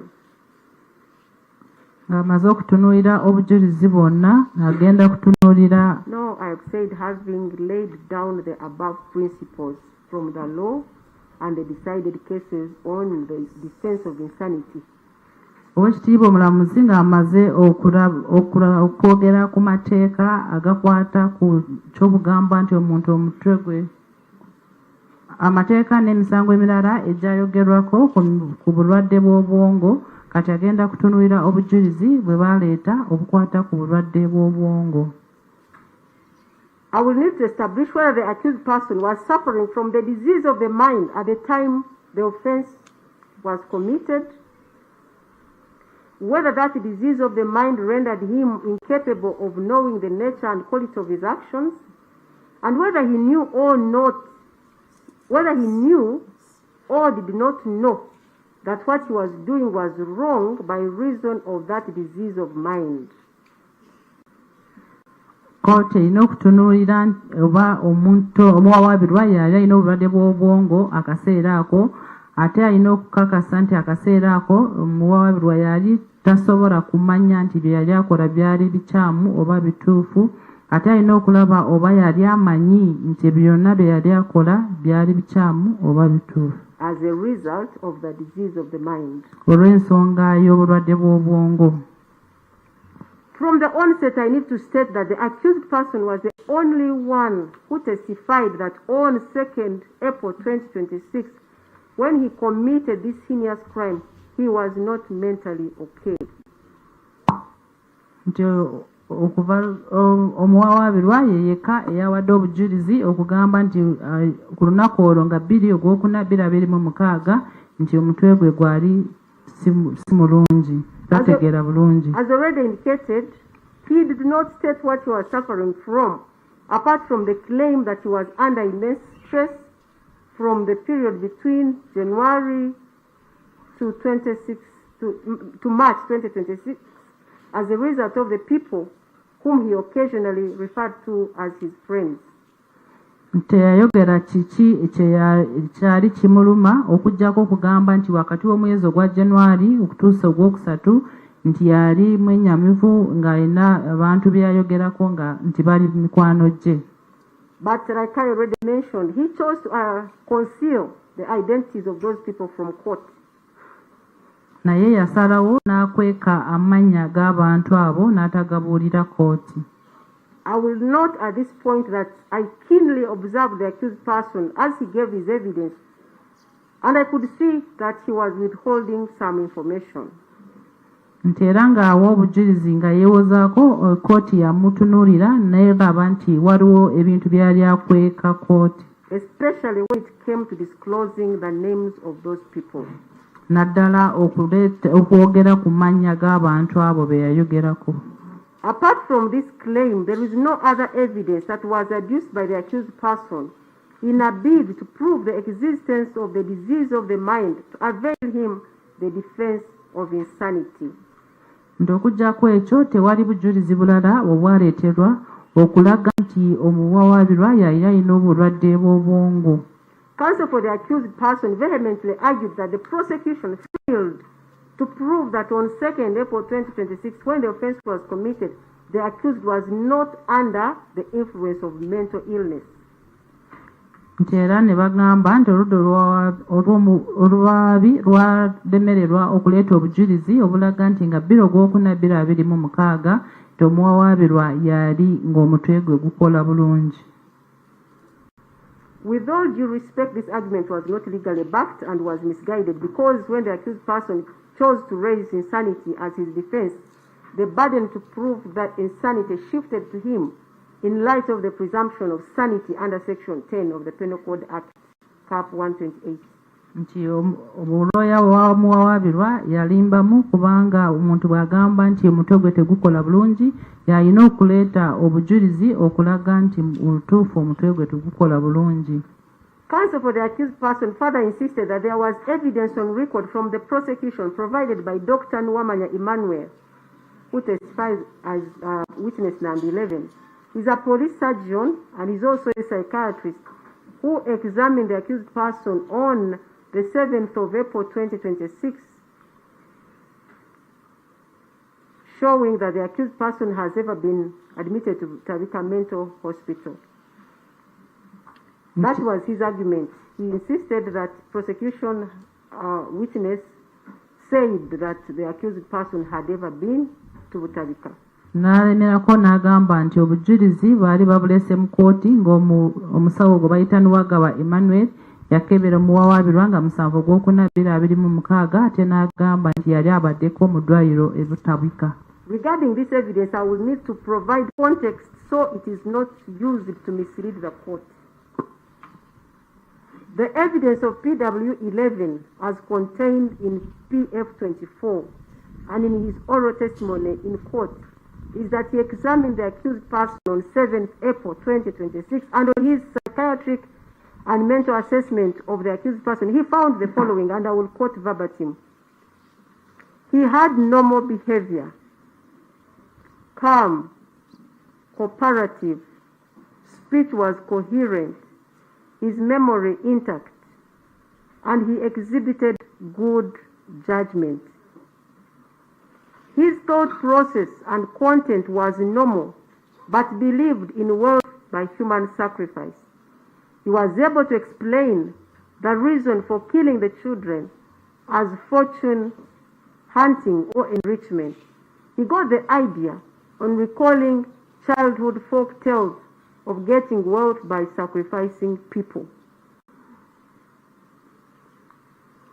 Nti omujulizi ow'okumi n'omu yawandiika alipoota mu kizibiti kye baleeta mu kooti n'obujulizi bwe n'agamba nti omuwawaabirwa yamukebera nga 7/4/2026 era bwe yali amwekebejja obwongo yagamba nga bwe yawandiika nti yali yeeyisa bulungi nga mukkakamu ng'akwatagana naye bulungi ng'ayogera bulungi ng'ajjukira bulungi byonna bye yali ayogera. N'agamba nti ate yali asobola na kusalawo bulungi. N'agamba nti naye yali akkiririza nnyo mu by'okusaddaaka. N'agamba nti ensonga lwaki yatta abaana abo yali anoonya bya bugagga. N'agamba nti ekyo yakijja mu ngero ze bamugambanga ng'akyali muto. In that report, Dr. Nwamanya made the following note as information from the accused during the assessment. And I'm also quoting it verbatim. He had a history of past mental illness, treated between 2016 to 2025 for schizophrenia associated with both auditory and visual hallucinations.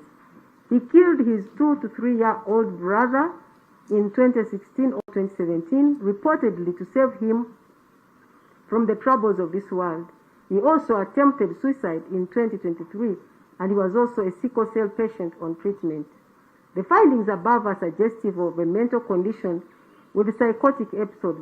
Further mental assessment is necessary since no medical documents were availed and he was the only source of information.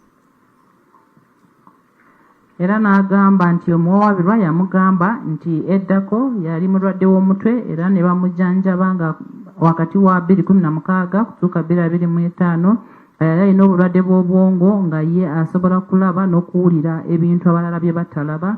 N'agamba nti yatta muganda we nga 2017 ng'ayagala kwewonya ebizibu by'ensi. N'agamba nti n'agezaako okwetta nga 2023. N'agamba nti yali mulwadde wa nalubiri oba sickle cell. N'agamba nti naye baali beetaagisa okuddamu okumukebera olw'ensonga nti yali talina biwandiiko ebikakasa nti yali alina obulwadde bw'obwongo. From the above, the word Butabika is not mentioned anywhere besides the accused person, as he gave his evidence, never at all mentioned having ever been admitted in Butabika Mental Hospital. Nti mu byonna omusawo bye yawandiika teyawandiika mu kigambo obutabika, ate nno muwawaabirwa nga yeewozaako teyayogerako nti bali bamutaddeko mu ddwaliro ebutabika. It is important to note that the only witness in the entire trial who made mention of Butabika was DW2, whose identity has been concealed for his protection, but he's a biological elder brother to the accused person. Nti omujulizi yayogera ku butabika ye omujulizi yali wa muwawaabirwa ow'okubiri. The only witness. Omujulizi yekka eyayogera ku kyebutabika ye omujulizi w'okubiri w'omuwawaabirwa nga n'amannya ge baagakweka olw'ebyokwerinda bye era nga yali mukulu we. He testified that in January 2022 he learned that the accused person was in a Butabika Mental Hospital, and when he went to inquire about the reasons for his admission there, he was informed by the in charge of the hospital that the case under which he was admitted in the facility was very sensitive and declined to avail any information. N'agamba nti mu January 2022 yawulira 2020 January 2020 nti mu January 2022 yawulira nti muganda we yali mu ddwaliro ebutabika era yagendayo bwe yagezaako okubuuza ebyali bikwata ku muganda we ne bamugamba nti ebyo tebasobola kubyogerako era tebaali tebasobola kumuwa byonna ebikwata ku muntu oyo. Case under which he was admitted was very sensitive. Ne bagamba nti omusango oba engeri gye bali bamuleese mu ddwaliro ebyo baali tebasobola kubyogerako. He further stated during cross-examination that he left without knowing why the accused person had been admitted in Butabika, despite having disclosed to the in-charge that the accused was his young brother. Nti era yagamba nti yatuuka okuva e Butabika nga tamanyi kyekyali kikwata ku muganda we wadde nga yali amaze okubagamba nti yali mukulu we. However, during the cross-examination of DW2, that is the brother of the accused person, the prosecution had an explanation for the accused admission in Butabika at that time, which they put to the witness. And according to them, the accused had murdered his young half-brother called Freeman, and to escape criminal culpability, he was taken to Butabika Mental Hospital to disguise as if he killed the child due to mental illness. And from there, he was whisked to the United States of America, where he stayed until sometime in 2025 when he returned to Uganda. Nti arudda olwabi baali babuuza omujulizi w'omuwawaabirwa owokubiri bamubuuza nga bamugamba nti yali Butabika olw'ensonga nti yali asse muganda we gwe bayita Freeman era ne bamutwala Butabika nga bagamba nti omutwe gwe gwali tegukola bulungi. Bwe baatuuka e Butabika ne bamugjayo ne bamutwala Amerika era bwe yatuuka Amerika n'abeerayo okutuusa 2025. I find this proposition credible because if indeed the accused person had been admitted because of a medical condition, there would have been no justification for concealing that from his own brother. Besides, they would not have informed him that the case under which the accused person was admitted was very sensitive. Nti era ekyo kkooti eraba nti kyo kyali kituufu kubanga engeri gye yali agenze e Butabika it is credible. It can be believed. Basobola okukkiriza kubanga bwe yagenda e Butabika bali tebalina nsonga yonna lwaki tebamugamba ebyali bikwata ku muganda we ate ne bamugamba nti omusango gwali gumuleeseza mu ddwaliro eryo byali tebasobola kubyogerako. The accused person himself would have mentioned that he had never been admitted in Butabika, either to the police surgeon, Dr. Nwamanya, or to Dr. Roger Agenda, who testified as PW12 and he's a psychiatrist at CCare International Hospital, Kampala. Nti n'omuwawaabirwa yennyini yali asobola kwogera nti yali agenzeeko e Butabika ng'agamba Nwamanya Emmanuel oba Agenda Roger wa IHK. Agenda Roger examined the accused person on 30th December 2025 at the request of the accused person for a sanity assessment, but the accused person did not inform him that he had ever been to Butabika. Nti Agenda Roger yakebera muwawaabirwa nga 3 Ogwekumi-2025 ng'amukebera oba alina obulwadde bw'omutwe era bwe yali amukebera teyamugambako nti yali agenzeeko mu ddwaliro ly'e Butabika. To the contrary, the accused person informed Dr. Agenda Roger that the consultation with him, which is 30th December, was his index of first consultation with a psychiatrist in his whole life, and I will discuss the evidence of Agenda in detail later.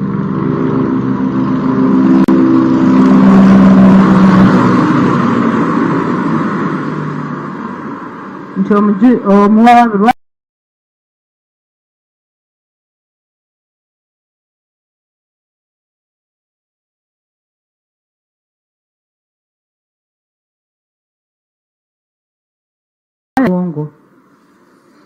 I also need to observe that though DW2 is the biological brother of the accused person, though they are brothers, he testified that they don't closely relate and he had not seen the accused person in the last 5 years, but only saw him at Kabalagala police station after his arrest in respect of this case. Era omujulizi wa okubiri ow'omuwawaabirwa yali muganda we naye bali siba mikwano nnyo bali bamaze emyaka ng'etaano nga tebeeraba yaddamu okumulaba ku Kabalagala police nga bamaze okumukwata. He also did not testify to knowing the accused person to suffer from any mental illness. Era teyayogera nti yali amanyi oba muganda we yali alina obulwadde bw'obwongo. In the absence of any medical evidence to support the claim of insanity, this court would have expected at least evidence from a family member of the accused person to speak to his alleged mental illness. Engeri gye waali nga tewali biwandiiko by'abasawo okukakasa nti yali alina obulwadde bw'obwongo, waakiri aba famire oba b'ekika kye bandize ne bawa obujulizi nga boogera ku nsonga eyo ey'obulwadde bw'omutwe. The brother of the accused person informed the court that he shares both parents with the accused person and they are both still alive and they live in Uganda. Muganda we yagamba nti babazaala wamu abazadde bombi be bamu ate bakyaliwo babeera mu Uganda. If it was true that indeed the accused person suffers from any disease of the mind, either his father or mother would have been eager to come to this court to relay that information with some evidence. Nti singa kyali kituufu nti yali alina obulwadde bw'obwongo, waakiri taata we oba maama we yandize mu kooti n'ayogera ku nsonga eyo. It is also important to note that the details of the witnesses who came to testify for the defense were furnished by the accused himself, but he chose not to call any of his parents as his witnesses, who would have been better placed to testify to the claim of insanity and or any other disease of the mind. Nti abajulizi abajja omwawabirwa ye yagamba be yayagala naye teyasaba nti bamuyitire abazadde be ate nga bandize ne bannyonnyola ensonga eno ey'obulwadde bw'obwongo. Considering the above, I would still proceed to pose this question. Supposing it was indeed true that the accused person has ever been in Butabika in 2020, as stated by his brother, of what relevance would it be in relation to this offense, which is alleged to have been committed on 2nd April 2026, given the legal principles regarding the defense of insanity, that the disease of the mind must be present at the time of the commission of the offense and must have prevented one from knowing what he or she is doing and that what she is doing is wrong. Era ne kooti yeebuuziza nti singa kyali kituufu nti mu 2020 omwawabirwa yaliko mu ddwaliro ly'e Butabika, kikwataganira wano omusango guno ogwaliwo nga 2 Ogwokuna 2026. Era n'adda mu mateeka n'agamba nti balina okulaga nti obulwadde obwo bwaliwo akaseera ke yakolera ekintu kino, ate nti mu kaseera ako yali tasobola kutegeera nti kyeyali akola kyali kikyamu oba si kikyamu. It is my considered view that in the absence of any evidence that the accused person was suffering from the disease of the mind as at the time of commission of this offense, his being admitted in Butabika in 2020 would not be of any relevance to this case. Olw'okubeera nti tewali bujulizi obulaga nti yali alina obulwadde bw'obwongo, ekyokugamba nti bali bamutadde mu ddwaliro e Butabika tekikwatagana mu musango guno. I also need to note that in regard to the issue surrounding the admission in Butabika, that shortly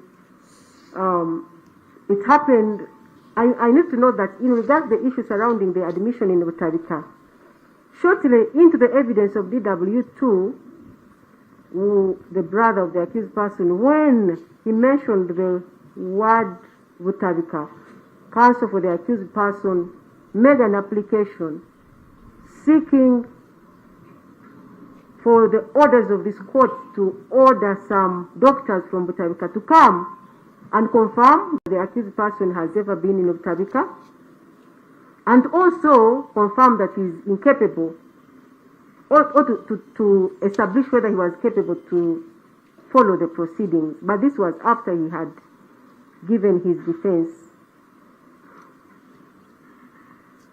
Nti era n'atunuulira embeera ze bamutwaliramu mu ddwaliro e Butabika, era n'agamba nti omujulizi owokubiri ku lw'oludda lw'omuwabirwa nti bwe yayogera ku kigambo Butabika, looya w'omuwabirwa n'agambirawo nti bayite abasawo okuva Butabika okukakasa nti omuwabirwa yali tasobola kugoberera ebyali bigenda mu kooti, naye ebyo yabisaba ng'omuwabirwa amaze okuwa obujulizi. I did not find calling anyone from Butabika relevant to this case, and I declined to grant that prayer, and I made a detailed ruling which is on record. Nti teyalaba bwetaavu okuyita omusawo okuva butabika era yabuwandiika ku fayiro. In a further bid to support the claim of being mentally unwell due to the distress said to have been between January and March 2026, the accused person testified that he abandoned his home in Bunga and started living on the streets. And to prove this defense, he had used the evidence of DW3, whose identities were also withheld for his security. And he informed the court that he was 25 years old, living on the street, and he had seen the accused person only twice while he was in Chisenyi, together with 40 children, aged between 7 and 10 years, and then his age.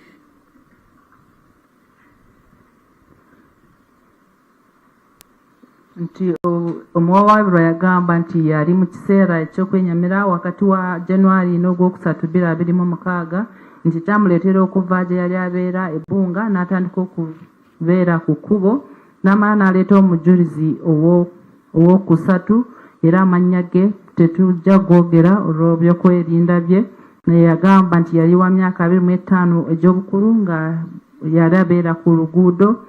N'agamba nti yali alabyeko omuwawaabirwa emirundi 2 gyokka nga bali Kisenyi era nga yali alina abaana abalala 4 nga bali ba myaka wakati wa 7 ne 10, abamu nga bali mu myaka gye. Okay, I will summarize his evidence. He testified that he saw the accused went to Chisenyi, and when the street children saw him, they requested for some water to drink, and he offered them food, which he actually paid for.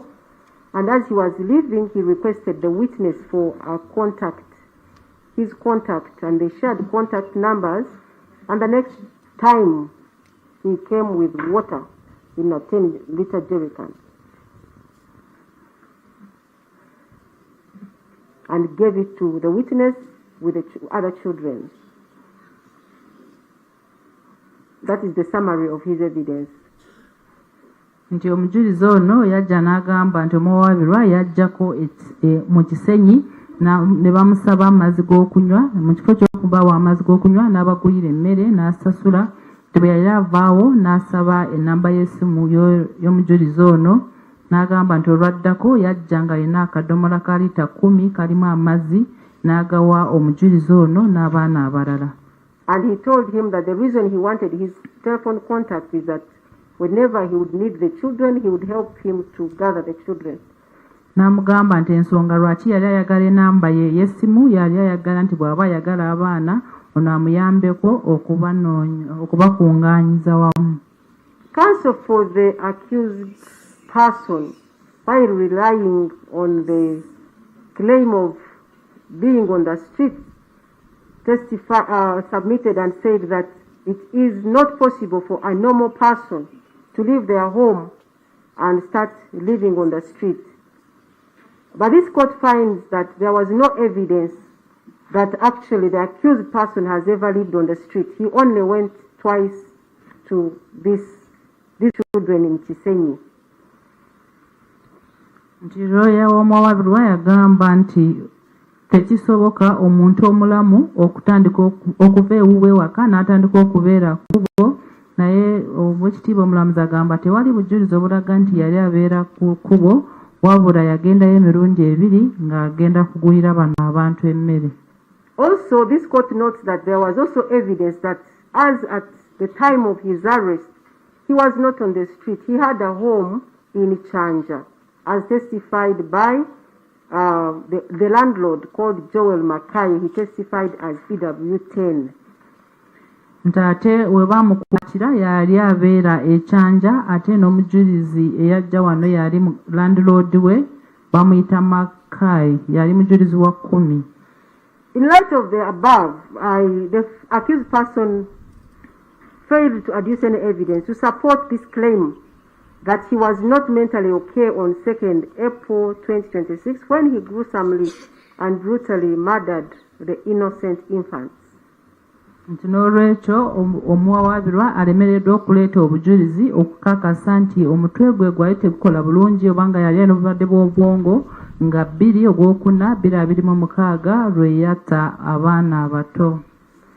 The other probable defense that would be available to the accused person given his from his testimony would be a defense of diminished responsibility, and this one is provided for under section 177(1) of the Penal Code Act.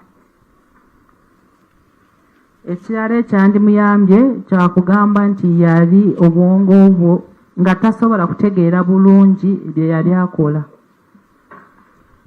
And this one also, it is where a person is found guilty of murder or being a party to the murder of another, and the court is satisfied that the person was suffering from an abnormality of mind arising out of arrested or retarded development of mind. This relates to somebody who has a disease of the mind that has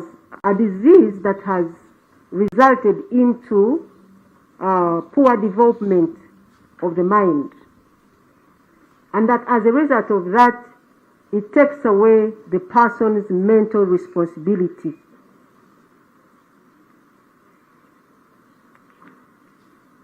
Nti omuntu bw'aba nga omusango ogw'obutemu gumusinga naye ne basanga nga omutwe yali alina obulwadde bw'obwongo ate ng'obulwadde bw'obwongo bwali tebusobola kumukkiriza kubeera ng'ategeera ebyali bigenda mu maaso. Even with that, the law provides in subsection 2 that if you raise that as your defense, it is you to prove that you are suffering from an abnormality of the mind. Era amateeka agagamba nti bw'ogamba nti obwongo obwo bwali tebukola bulungi oba ng'olina obulwadde bw'obwongo olina okuleeta obujulizi okukakasa nti kyaliwo. Looking at the evidence that the accused person adduced, there is nowhere he's talking about a retardation of his mind. The only issue that the accused person suffers from and was talked about by many witnesses is sickle cell disease. Nti kusinziira ku bujulizi omuwawaabirwa bwe yaleeta teri kiraga nti yali alina obulwadde bw'obwongo kule okuggyako balaga nti yali alina obulwadde bwa nnalubiri oba sickle cell. And when Dr. Agenda was asked as to whether sickle cell anemia is not an underlying cause for mental illness, he said it is not, but it is a risk factor. Omusawo gwe bayita Agenda bwe yajja ne bamubuuza oba sickle cell eviiramu omuntu okufuna obulwadde bw'obwongo n'agamba nedda, naye muntu bw'aba alina sickle cell ayinza okukomenkerera ng'afunye obuzibu ku bwongo. And he said this is as a result of too much pain and also the strength of the medication for sickle cells. But he hastened to add that when he was examining the accused person did not present any symptoms of the mental of any mental disabilities that may have been caused by sickle cell disease. N'agamba nti ekyo kiyinza okuviira ku bulumi oba eddagala lya nnalubiri, naye n'agamba nti bwe yayogerera naye yali talina kiraga nti yali alina obulwadde bw'obwongo nga kiva ku bulwadde bwa nnalubiri. Counsel for the accused vehemently argued that upon his arrest, the accused person was found with painkillers, which included diclofenac, and this court should find that this medicine was treatment for mental illness. But with all due respect, this argument is not supported by any evidence. Nti Prelude yalemerako n'agamba nti bwe baakwata omuwawaabirwa yali alina eddagala oba makerenda ga painkiller nga diclofenac, naye tewaliwo obujulizi obukakasa ekyo. No, he said that when he was arrested, he was found with painkillers. and the painkillers included diclofenac. This court should find that this medicine, the diclofenac, was used to treat a mental illness, was being used to treat a mental illness. Nti bwe bamukwata yali alina painkiller nga diclofenac, kooti erina okulaba nti gano amakerenda oba yali agakozesa okujjanjaba obulwadde bw'obwongo. And I said that with all the respect to counsel, this argument was not supported by any evidence, because even when he was asked what kind of mental illness the accused was treating, he had no answer to that. Nti naye waali tewali bujulizi bwonna obukakasa nti yali alina obulwadde bw'obwongo, ne lwe baamubuuza he said he did not know the n'agamba nti yali tamanyi bulwadde ki bwennyini bwe yali alwadde that he was treating. bwe baali bajjanjaba. In light of the above, I also find that the defense of diminished responsibility is not available to the accused person. Okusinziira ku ebyo, Oweekitiibwa Omulamuzi alaba nti okugamba nti obwongo bwe bwali tebuteredde nakyo tekisobola kumuyamba. On the contrary, the prosecution adduced evidence to show that at all material times, the accused was of a normal mental status and in control of his actions, as will be discussed and analyzed below. Oludda olwabi lwaleeta obujulizi obulaga nti buli kaseera omuwawaabirwa yali ali bulungi nga ategeera biki bye yali akola. Prosecution adduced evidence of a sanity medical report which had been authored by Dr. Rogers Agenda. He is a psychiatrist at CKIHK. Nti oludda olwabi lwaleeta alipoota y'obulwadde bw'obwongo nga omusawo gwe bayita Agenda Roger akolera ku ddwaliro lya IHK yagiwandiika. This sanity medical report was found in the house of the accused person during the search that was conducted on 3rd April 2026, and it was admitted as an exhibit. Ate alipoota eyo baali bagisanga mu nnyumba y'omuwaabirwa bwe bagenda kwaza nnyumba ye nga 3 Ogwokuna 2026 era ne bagireeta mu kooti ng'ekizibiti. And CKIHK verified it and confirmed it to be authentic, and Dr. Rogers' Agenda testified to it. Nti era ab'eddwaliro lya CKIHK lyakakasa nti alipoota eyo yali ntuufu era ne basindika omusawo Agenda n'ajja n'agyogerera. He testified that on 30th December 2025 he received the accused person as his client with a request to conduct a sanity examination and furnish him with a sanity report to be submitted to the Ministry of Internal Affairs, the Immigration Department. Omujulizi oyo omusawo Agenda yagamba nti ng'ennaku z'omwezi 3 Ogwekumi-2025 yafuna omuwawaabirwa ng'azze gy'ali n'amusaba nti amukebere obwongo oluvannyuma amuwandiikire alipoota nga yali agitwala mu Ministry of Internal Affairs ne Immigration. He went ahead and did a psychiatric and mental examination on the accused person, and that report, the certified copy from CKIHK, was also admitted as an exhibit. Nti era yagenda mu maaso n'amukebera obwongo oluvannyuma n'awandiika alipoota ne bamala ne bagireeta ng'ekizibiti. According to him, the accused person presented himself as a 30-year-old single Christian by religion, resident of Bunga and self-employed mainly as a commercial farmer. Nti yagamba nti omuwawaabirwa yamutuukirira n'amugamba nti yali wa myaka 39 nga si mufumbo, agamba nti yali mugoberezi wa Kristo ng'abeera Bunga ate nga yali mulimi nga byalima atunda. He testified that he carried out a psychiatric interview which involves asking the client many times open-ended questions with the aim of establishing or enlisting whether the client has any mental disorder. nti yatandika n'okumubuuza ebibuuzo ebingi ng'ayagala kulaba oba yali alina obulwadde bwonna ku bwongo. Upon examination, the following were his findings.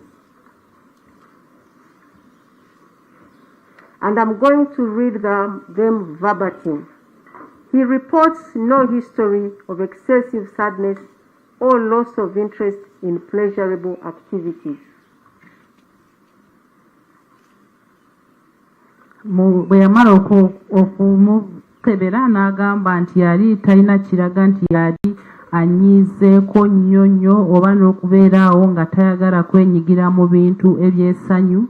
He has no history of excessive happiness or increased goal-directed activity. Nti ate yali talina kiraga nti yali asanyuseeko ekisukkiridde oba okwagala kukola ebintu ebisukkiridde.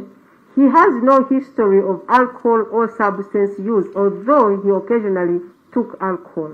N'agamba nti yali talina kiraga nti yali anywa nnyo omwenge oba kulya ebidagala. He denies any history of hearing voices or seeing things others could not see. N'ayegaana nti yali tawulira oba kulaba ebintu abantu abalala bye baali tebalaba oba okuwulira. He has no history of excessive fears or worries and has never had a seizure. N'agamba nti yali talabeeranga kwawo n'atya ennyo oba nayeraliikirira nnyo. He denies any traumatic experiences and sleeps well. Era yeegaana okubeera nga waliwo ebimutabula nnyo mu bwongo n'agamba nti yali yeebaka bulungi. This is his index visit to a mental health personnel and has never been on any psychiatric medication. Era n'amugamba nti gwali mulundi gwe gwali gusookera ddala okulaba omusawo w'obwongo era yali tamerangako amakerenda g'okujanjaba obwongo. He is a known patient of sickle cell disease and regularly takes his medications. Era bamumanyi nti alina obulwadde bwa nnalubiri era abadde ng'amira makerenda. He has no other chronic medical conditions. Talina bulwadde bulala. He is the third born of 4 children. Ye mwana w'okusatu mu maka g'abaana abana. Both their parents are alive and well. Abazadde baabwe bombi bwe bali ate bali bulungi. There is no known mental history in the family. Era tebamanyiko muntu yenna alina obulwadde bw'obwongo mu kika ekyo.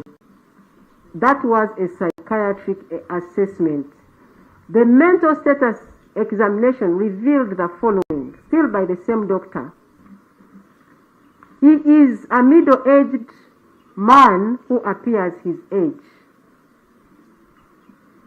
Era bwe yayongera okumwekebejja n'agamba yali omusajja eyali akuzeemu ate nga yali alabika emyaka gye. He is well nourished and kept. Era yali alabika bulungi. He is generally calm and keeps eye contact. Nti yali mukkakkamu ate ng'asobola kusigala ng'atunula bulungi ng'alaba abantu wamu. No odd behavior was noted throughout the interview. Nti ate we yamwekebejjeza yali nga yeeyisa bulungi nga tewali we yali we yeeyisa bubi. His speech is of sound. His speech is of normal rate, tone and volume, and is generally coherent and fluent. Nti ate bye yayogera byali bikwatagana bulungi. His thoughts are logical with no preoccupations overvalued ideas or delusions. Nti ate n'endowooza ye yali ekwatagana bulungi.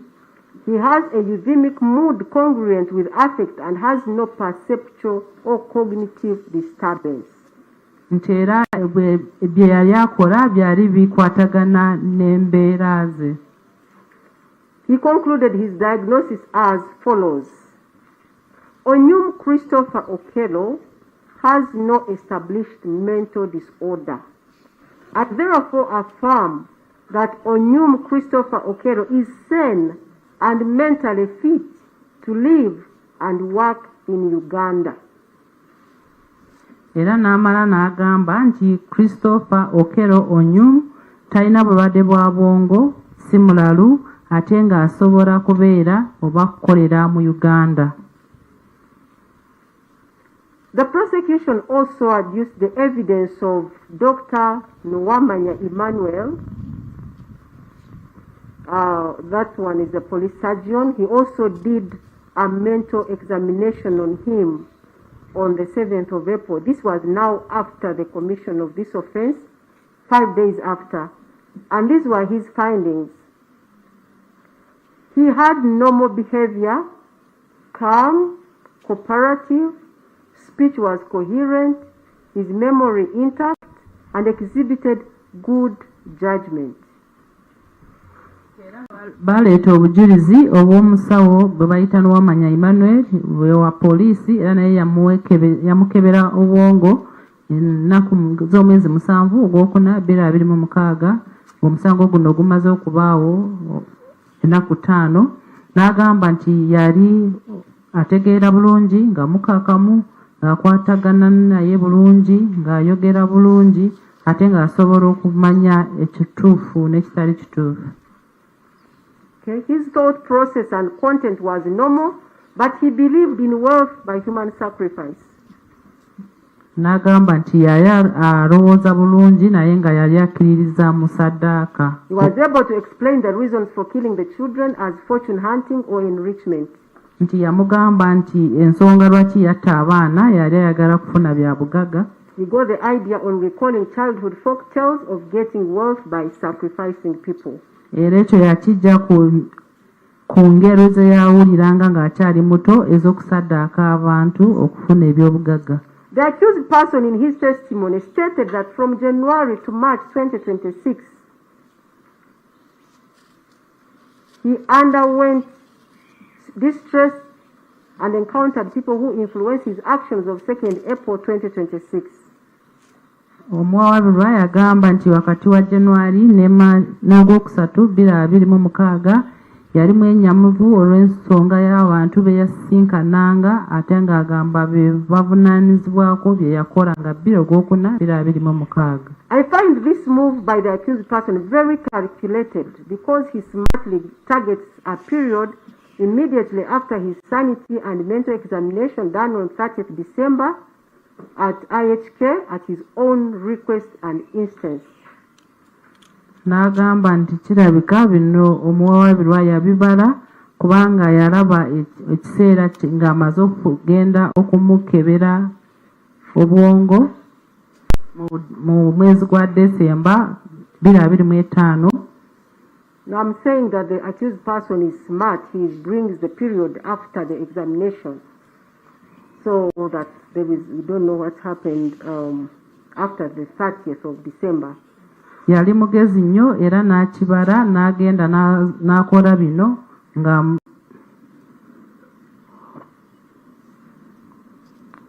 he intelligently and smartly supposes that his distress happened after that examination, which would mean therefore that the distress after 30th December is the reason for his actions of 2nd April 2026. Yali mugezi nnyo n'aleeta ensonga y'okugamba nti yali mwennyamivu wakati wa January n'ogwokusatu 2026 nga bamaze okumukebera 3 ogw'Okubiri 2025 n'agamba nti ebyo bye byamuviirako bye yakola nga 2 ogw'Okuna 2026. He also smartly and intelligently brings this period of his alleged distress to fall before his next psychiatric and mental examination that was done on 7th April 2026 by Dr. Nwamanya Emmanuel on Police Form 24. Era yaleeta ekiseera kino kye yali mwennyamivu nga ebbanga lye yayogera yali nga tanatuusa we bamukeberera nga 7 ogw'Okuna 2026. In light of the above smart move by the accused person, this court will proceed to examine and assess his conduct and lifestyle between January and 2nd April 2026 when he committed the offense to determine whether or not he was mentally functional.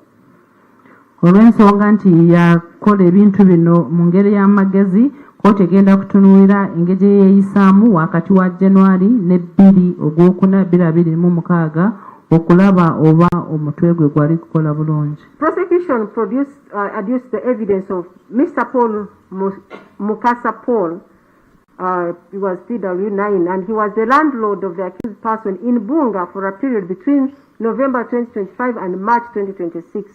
And he testified that while he was renting his house, the accused person was a very good person, relating well with others, and that he did not notice anything odd or irregular with his conduct.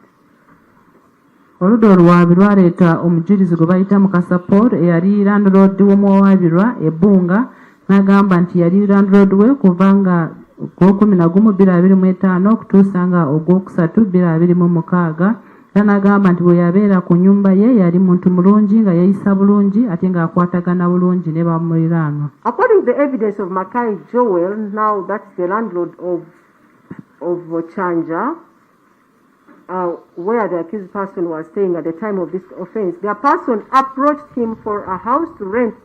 The accused person approached him for a house to rent on 16th March 2026, and he came with a broker. Era waliwo omujulizi Makai Joel ono yali landlord we Chanja era nga yagendayo ne broker we ng'anoonya ennyumba nga 16 Ogwokusatu-2026. The accused entered into a transaction with him to rent a house for 4 months. He was informed that the monthly house rent was 400,000, and he was supposed to pay 4 months upfront. And the accused was further informed that payment was supposed to be made in the bank. The accused then requested for the bank account details, after which he went and paid in the bank and returned a bank slip to the witness. Nti era bwe yatuukayo ng'anoonya ennyumba n'akkiriza n'awandiika endagaano ng'agamba nti apangisiza emyezi 4 ne bamugamba nti buli mwezi ajja kusasula $40,000 ne bamugamba nti ezo ssente alina ozisasula mu banka era n'abasaba banka akawunti ebikwata ku banka ne bazimuwa n'agenda mu banka n'asasula ssente n'aleeta n'akapapula ke yasasuliddeko. From this evidence, this court finds that at this point the accused person was in very good health, mentally functional, and in control of his actions. Otherwise, how would he even know that he needed a broker to get a house, or how would he know how to make payments in the bank? Kkooti egamba nti akaseera ako yali bulungi nga n'omutwe gwe gutegeera bulungi kubanga yategeera atya nti yali yeetaaga bbulooka okufuna ennyumba n'ategeera nti alina okugenda ne mu banka kusasula ssente. The prosecution also adduced the evidence of Hashim Juma, the director of Trip Car Rental Uganda for Self-Drive, who testified that the accused person first contacted his company via the business WhatsApp number on the 12th of March 2026, and he was inquiring about their car hire services. Era baleeta omujulizi gwe bayita John Hashim Juma nga yali wa Trip Car Rental nga ono yabatuukirira ku WhatsApp n'abasaba emmotoka ng'agenda kugyevugira era yabatuukirira nga 12 Ogwokusatu-2026. The accused was using an American number, and he told the witness that he needed the car the next day. The next day, the accused called the witness and told him he was already at a meeting location, but because he had not confirmed, the witness, that is Juma, was not there. He had not reached, and when he reached, he found when the accused person had already left. This was at the Freedom City Mall. Nti yali akozesa enamba ya America era n'amugamba nti yali yeetaaga emmotoka olunaku oluddako era enkeera yatuukako nga Juma yali tanatuukawo era omuwaabirwa ye n'avaawo n'agenda ate awo waali ku Freedom City. Okay, then the accused contacted the witness again on 14th March and said that he had left because he was rushing somewhere and couldn't wait, but he would rent the car the following week. Era omuwaabirwa yaddamu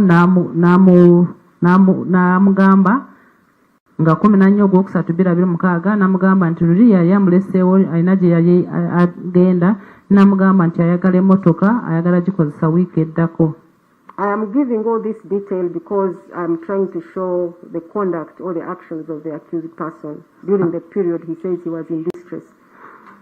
Ali mu kusoma bino byonna musobole okutegeera ebyo yali akola mu kiseera kye yali agamba nti yali mwenyamivu.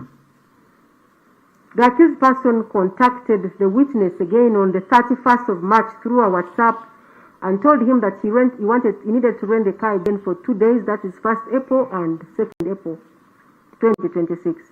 Era ng'asatu mu lumu ogwokusatu 2026 yaddamu n'amusindikira WhatsApp n'amugamba nti yali ayagala kukozesa emmotoka kumala ennaku 2 nga lumu ne 2 ogwokuna 2026. The witness then offered to deliver him the car that evening of 31st March, which the accused was agreeable to. The witness then requested for directions to the location, and he was informed that it was in Chanja. The witness further asked for a Google PIN, which the accused person provided, and following the Google PIN, the witness was led directly to the house where the accused was staying in Chanja. Era omujulizi yamugamba nti asobola kumutwalira motoka, omuwawabirwa n'akkiriza n'amugamba nti agimuleetera ekyanja. Ono kwe kumusaba PIN oba ekimulaga gy'ali, era bwe yagimusindikira n'emutwala n'emutuusa ku nnyumba gye yali. The accused person received the vehicle and also gave the witness his American passport and American driving license for his identification.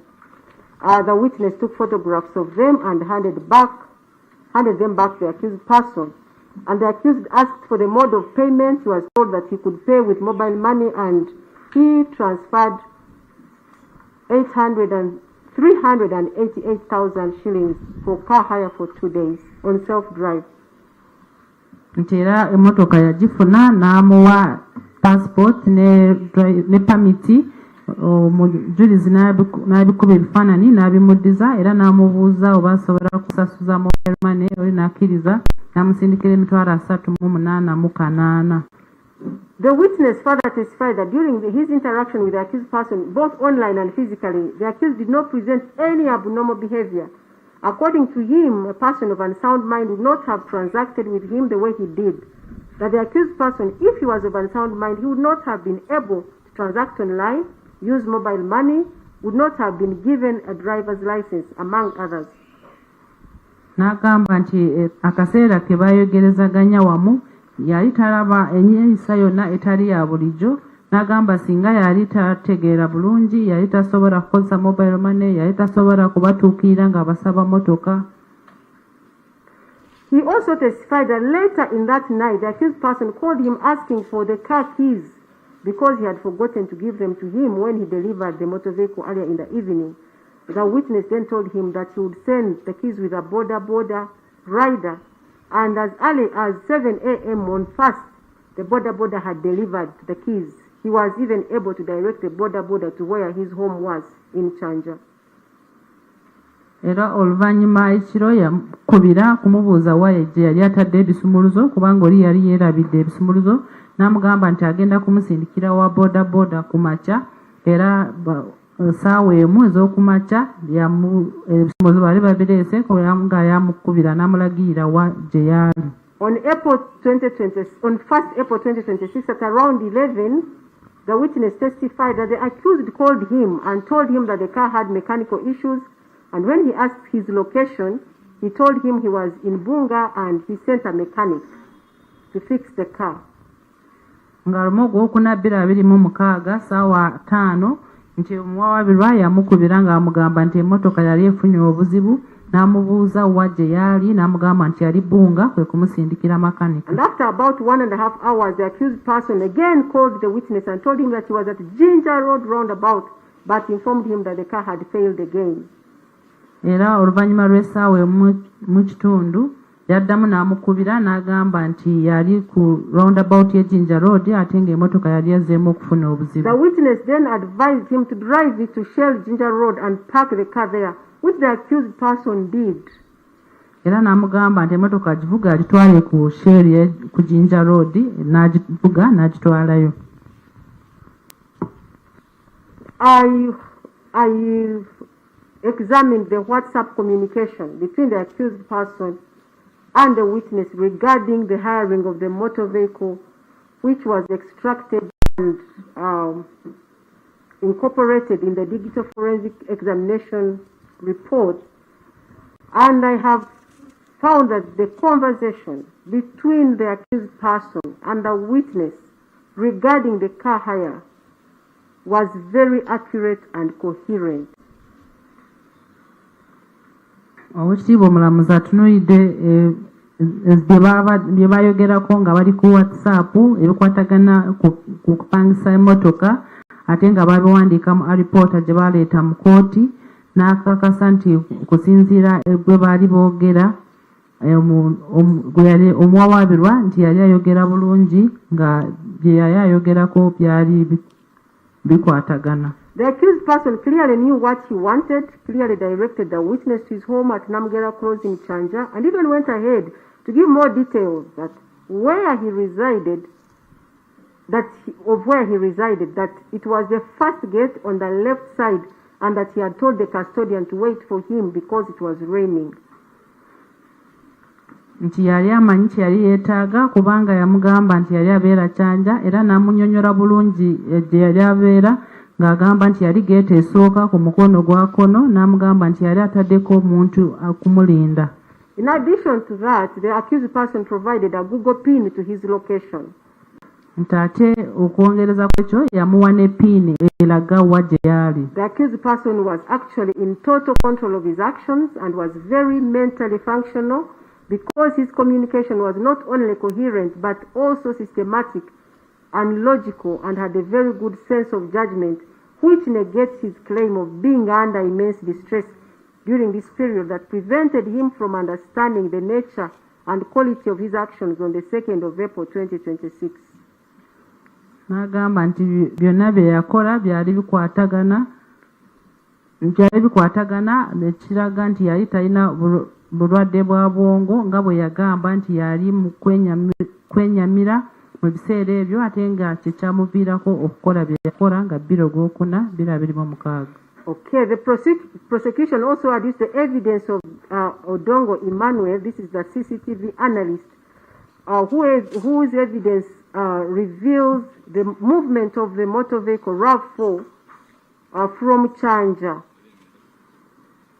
on the day on 1st of April, and it stopped through Nakawa and Kabalagala Kansanga until it parked at Renewal Circle. Nti era baleeta obujulizi obwa Odong Emmanuel ono yaleeta obujulizi bwa zikamera n'agamba ng'alaga emotoka ekika kya RAV4 bwe yatambula okuva Chanja ng'alumu ogwokuna 2026 n'eyitira Nakawa n'egenda Kabalagala n'egenda Kansanga paka bwe yatuuka ku Renewal Circle. At Renewal Circle, the accused person was captured by a private camera of the said circle as he parked the vehicle. He found other vehicles already parked in the yard, and he maneuvered and found a suitable parking slot for his vehicle. As the accused moved out of the car, he checked the door to confirm that he had locked it. Upon his return, the accused checked the left front tire of the motor vehicle. Nti ku Renewal Circle kamera zaamukwata nga aparkinga w'emmotoka ye, yatuuka n'asanga nga waliwo emmotoka endala nnyingi ezaali zipaakinze, naye n'agezaako n'afuna ekifo ky'okupaakingamu emmotoka ye. Bwe yapaakinga n'akebera oluggi okulaba oba yali alusibye, era bwe yavaamu n'akebera n'omupiira ogwa kkono ogw'omu maaso. Is this conduct of a person who is suffering from a disease of the mind to prevent him from understanding the nature and quality of his actions and therefore unable to control them? Kino kyekikolwa omuntu alina obulwadde bw'obwongo kyasobola okukola ng'agamba nti obwongo bwe tebukola bulungi ate nga bye yali akola yali tasobola kubitegeera. I answer this question in the negative and make a finding that the accused person was in full control of his actions and with proper sense of judgment. Era Oweekitiibwa omulamuzi n'agamba nti mu butuufu omuwawaabirwa yali asobola kutegeera biki bye yali akola ng'asobola kwawula ekituufu n'ekikyamu. And the prosecution also adduced evidence of his leaving Renewal Circle up to the point at Shell where he parked the car because it had a mechanical problem.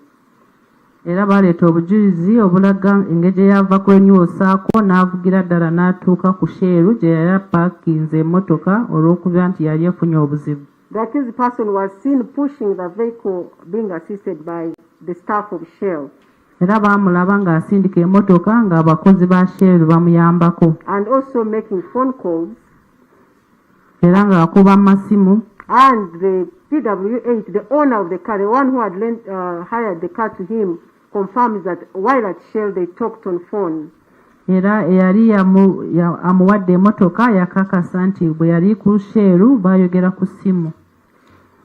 So my conclusion on that is that he was in control of whatsoever he was doing, and he had a good sense of judgment, since he could even tell that the car has a mechanical problem and knew who to call to solve it. Nti n'olwekyo okibu mulamuzi agamba nti yali ategeera bulungi ng'asobola kutegeera biki bye yali akola. I also now go to the events at the gate of the center, that is the scene of crime, of 1st April 2026, when the accused went and stood at the gate and had a conversation with PW6, that is Phoebe Namutebi. Era agenda kwogera ku byaliwo ku geeti nga lumu ogwokuna 2026 omuwawaabirwa bwe yagenda ku geeti n'ayogera ne Phoebe. PW6 testified to the conversation that she had with the accused person regarding the enrollment of his child. Phoebe yajja n'agamba nti baayogera nga boogera ku ky'okukwatagana n'okuleeta omwana kuwandiisa omwana mu ssomero eryo. Yes, he said he had a child who was 3 years, and when he was told that they don't take 3 years, he should take to the nursery section, he said he had tried, but he had been advised to take his child to a place where there are other children, because she was not social and she would learn with the many children. Nti era yagamba nti omwana yali agenda kuwandiisa yali wa myaka 3, ne bamugamba nti bo tebawandiika ba myaka 3, ne bamuwabula nti omwana mutwale mu bannasale.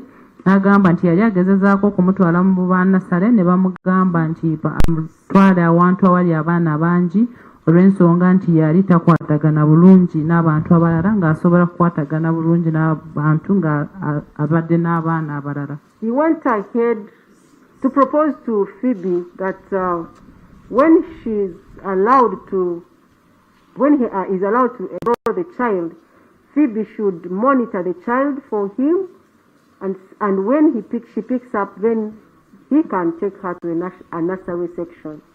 Era yagamba Phoebe nti bw'aba aleese omwana asigale nga mumulabirako amulaba nti bw'amala okubeera nga asobola kukwatagana n'abantu abalala amutwale mu nasale. He then asked Phoebe what was required to enroll this child, and Phoebe told him all the requirements, and he promised to return the next day to make payments. Era yabuuza ebyali byetaagisa okuwandiisa omwana. Phoebe n'abimugamba, n'agamba nti agenda kukomawo enkeera okusasula. On the next day, which is the date of the incident, the 2nd of April 2026, the accused person returned to the gate of the center. Nga 2 ogwokuna 2026 bino byatuukako ku olwo omuwawaabirwa yakomawo ku geeti y'essomero eryo. And when Phoebe saw him, she went to him and he told her that he had come to make payments so that his child could be enrolled at the center. Phoebe bwe yamulaba n'agenda ku geeti. Bwe yatuukawo omuwawaabirwa n'amugamba nti yali azze okusasulira omwana atandike. Phoebe then took him and introduced him to Miss Annette, PW7, and they also engaged in a deep conversation regarding the child. Phoebe yamutwala n'amwanjulira Annette, era bwe yatuukayo era ne basigala ne boogera ku bikwata ku mwana oyo. The detail of the conversation is in the judgment, but it shows a coherent person who was in control of his actions and his speech and did not present any odd behavior to Miss Phoebe and Miss Annette. Gye baayogerako ebisinga babiwandiise mu nsala y'omusango, naye nti bwe baayogera wamu yali yeeyisa bulungi ate nga bye yali ayogera byali bikwatagana bwe yali ayogera ne Annette ne Phoebe. And when he asked for the requirements and he was told 120 for daycare fees, 60 for uniform and 10,000 for registration, he mentally calculated that before Miss Annette could use a calculator. Era bwe bamugamba ebyali byetaagisa nga bamugamba emitwalo 12 za daycare, emitwalo 6 egya uniform, omutwalo gwa kuwandiisa mwana, yabibalirawo mu mutwe gwe n'abagamba nti gyali emitwalo 19. It is shortly after that interaction, a very normal, coherent interaction, that when he moved out, he launched this brutal and fatal attack on the defenseless, innocent children. Bali baakamala okwogera bulungi n'abakyala abo, n'amala n'afuluma n'atuuka mu baana n'atandika okubakirimbula. It is the finding of this court that at the time of the attack, the accused person did not suffer from any disease of the mind. He was in full control of his actions. Era kooti esanze nti akaseera ako we yattira abaana abo yali amanyi kye yali akola. And Miss Phoebe, the PW6, testified that this event, the act of slaughtering these children, took about 7 minutes, and I can believe her because looking at the time when he sent the money on Miss Annette's phone to the time when he made a phone call, an emergency helpline of police, is a very short time. It is actually 14 minutes. So it is not possible that at the time of cutting the children is when he lost his control due to any disease of mind. N'agamba nti Phoebe yagamba nti ebintu byonna bino byatwala eddakiika 7 ate kooti emukkiriza kubanga etunuulidde mu kaseera ke yasindikiramu sente ku ssimu ya Annette ne kaseera kwe yakubira poliisi kyatwala eddakiika 14 era kooti egamba nti tayinza okuba nga we yakoma okutegeera okugamba nti abaana bano yabasala nga tategeera. Of course, I have taken note of the arguments for counsel for the accused person, that the center management was criminally negligent because they had no guard at the gate and they left the children unattended to, which led to their death. But I find this argument quite insensitive because the children were in their familiar space and it was never expected that someone would enter the center premises disguising himself as a potential parent only to do what the accused did to the innocent children. Roya w'omuwabirwa yagamba nti essomero lyali lagajjavu olw'ensonga nti bali tebalina mukuumi nga baana tebalina muntu eyalina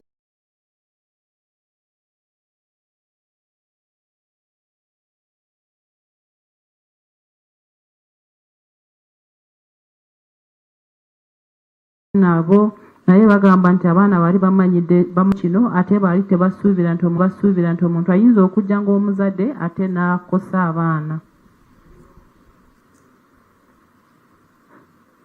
Besides, during this fatal attack on the innocent children, PW6 and PW7, that's Miss Phoebe and Miss Annette, they testify that when they saw him cutting the children and came to intervene, he threatened to cut them as well. And then, when he saw himself in danger of the crowd that was angry, he had the mental ability now to call police for rescue. Nti okujjako ekyo omujulizi w'omukaaga Phoebe ne Annette omujulizi w'omusanvu bwe bamulaba ng'asala abaana bamulaba ng'asala abaana ne bagezaako okutaasa abaana era n'ayagala nabo okubatiisatiisa nti agenda kubasala ng'ate bwe yalaba nti abantu abaali bazze baali bagenda mutuusaako obulabe ate n'afuna amagezi agakubira poliisi. I also take note of his preliminary interview with ASP Esserite James, where he informed the witness that he was staying in Chanja and that he had bought knives and he had the mental ability to take the search team to his home, moreover rented premises where he had been for less than 2 weeks. But he could locate that home, and indeed, during the search, the knives were found, new knives, and they were admitted as exhibits. Nti era nga bakamukwata yayogerako n'omupoliisi bayita Esserite James n'amugambirawo nti yali abeera akyanja era n'amugamba nti yali aguze obwambe era ye kennyini n'atwalayo abaali banoonyereza omusango n'abatuusayo wadde yali akabeerayo weeks 2 bwe baamala okwaza ennyumba era ne basangayo bwambe nga bupya. I have also found it necessary to, in this judgment, examine the lifestyle and or actions of the accused person before this offense to establish whether he was mentally functional or not. And I looked at the bank accounts. The accused person had 3 bank accounts, $2 accounts, and 1 shillings account, Uganda shillings account. And I have analyzed the bank account statements, and I find that he was transacting normally on these accounts. Era Oweekitiibwa omulamuzi alabye enneeyisa y'omuwawaabirwa nga bino tebinabeerawo n'asanga nga yali alina akawunti mu bank, yalina akawunti 3 mu banka nga akawunti 2 zaali za dola ne akawunti emu ng'ateekako siringi za Uganda n'alaba nti yali akwasaganya banka zino ng'omuntu wa bulijjo. Is able to transact from wallet to account, from account to wallet, is buying, is paying, withdrawing money for paying rent. They actually also withdrew money for hiring farmland. And during the search, there was an agreement for a lease, a hire of land in Noya for farming. This accused person, who wants this court to believe that he was mentally ill, is making investment decisions. Nti ku banka ezo yali asobola kujja sente ku akawunti n'ateeka ku simu, n'ajja ku simu n'ateeka ku akawunti n'ajjayo sente, era yajjayo sente ez'okupangisa ennyumba, ez'okupangisa ettaka lye yali agenda kulimirako ennoya, era nti bwe yazza ennyumba ye baasangayo endagaano y'okupangisa ettaka mu nnoya, era nga y'omuntu omu agamba nti kooti ekkirize nti yali tategeera bulungi so ng'ate yali asiga nsimbi. The prosecution also provided evidence of Google searches that the accused person conducted on his phone, and I have found them relevant to this case. Era baleeta obujulizi obulaga nti yakebera ku Google ng'akozesa essimu ye ate kooti esanze nga bikwatagana n'omusango guno. PW18 led evidence to effect to the fact that the accused devices, the laptops and phones, indicated that the accused had made searches about schools near me. Omujulizi ono ow'okuminamunaana yagamba nti bwe baakebera amasimu ge n'ezi laptop byalaga nti yali anoonyerezaako ku masomero agaali kumpi naye. And among the schools that he searched is, among the places that he searched is Church Close Gaba. ate mu bifo bye yanoonyerezaako mwalimu Church Close Egaba. And the center where this unfortunate event happened is on Church Close Gaba. Ate essomero lino we byatuuka liri mu Church Close Egaba. Other items such were rental hours of operation Trip Car Rental Uganda, and we have evidence of him hiring a car from Trip Car Rental on self-drive the day prior to this unfortunate incident. Era yanoonyereza ku Trip Car Rental nga bano be yafunako emmotoka n'agipangisa ng'agenda kugyevugira era gye yakozesa. He's also searching how many kilometers does 14 liters get on a RAV4.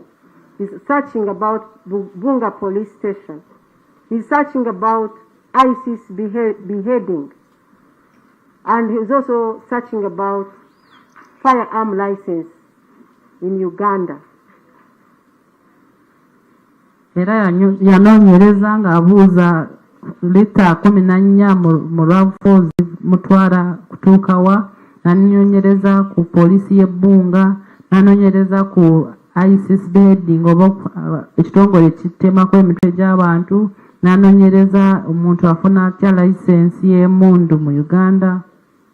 Okay, and I have also noted that the accused person denied having conducted these searches in preparation for this crime, but I reject his claim because whereas the way he hacked or he slaughtered these children is how I take judicial notice that ISIS is Islamic State of Iraq and Syria. It is a widely recognized by international governments and organizations as a major terrorist organization, and is known for committing atrocities including genocide, public beheadings, and conducting targeted violent attacks.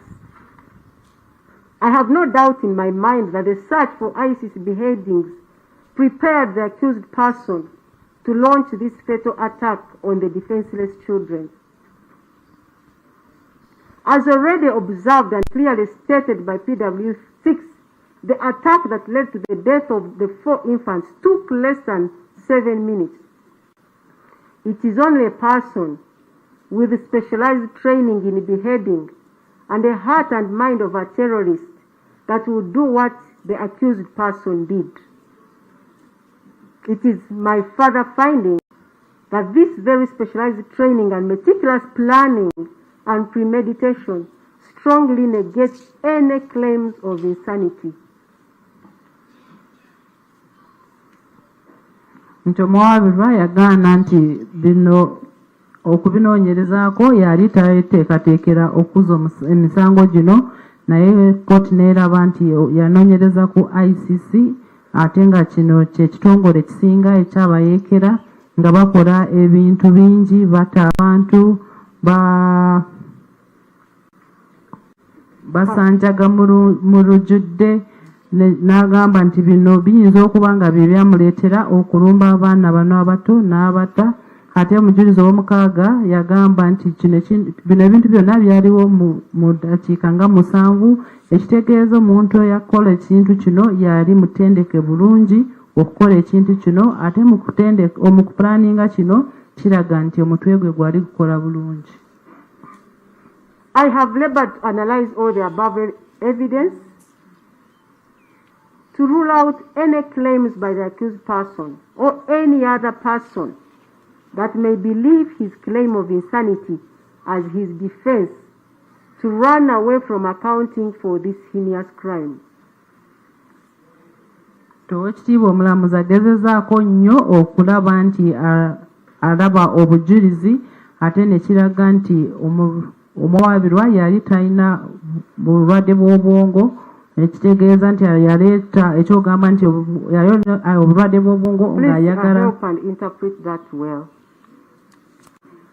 I have labored to analyze all the above evidence to rule out any claims by the accused person or any other person that may believe his claim of insanity as his defense to run away from accounting for this heinous crime. Nti Oweekitiibwa afubye nnyo okulaba nti alaba obujulizi obwaleetebwa okulaba nti omuwawaabirwa yali talina bulwadde bw'obwongo ate teri muntu asobola kugamba nti yali alina obulwadde bw'obwongo oba omuntu yonna okulowooza nti yali alina obulwadde bw'obwongo ng'agezako okudduka obuvunaanyizibwa bw'ekintu kyonna ekyatuukawo. Having done that, I conclusively find that the accused person was very sane on 2nd April 2026 when he gruesomely slaughtered 4 innocent souls. Nti Oweekitiibwa omulamuzi agamba nti nga 2/2/26 omuwawaabirwa yali ategeera bulungi okutta abaana bano bato be yatta. Therefore, no defense of insanity, no diminished responsibility is available to him. N'olwekyo ekyokugamba nti omutwe gwe gwali tegukola bulungi oba yali alina obulwadde bw'obwongo tebimuyamba. On the contrary, I find and in agreement with the joint opinion of the 3 assessors that the prosecution has proved that the accused person unlawfully caused the death of the 3 infants with malice aforethought. N'olwekyo akanyiza ne ba assessor nga bwe bamuwabula nga bagamba nti aboludde olwabi baleeta obujulizi obumala okulaga nti omuwawaabirwa nga alina ekigendererwa ate nga mu bumenyi bw'amateeka yatta bano abaana abana. Consequently, this court finds that the prosecution has proved all the ingredients of the offense of murder in the 4 counts against the accused person, Christopher Okello Onyum. Kooti nekakasa nti oludda oluwaabi luleese obujulizi obumala okulaga nti emisango ena gyonna gye bavunaana Okello Christopher Onyum. The accused person is accordingly found guilty of the murder of Eteku on count 1.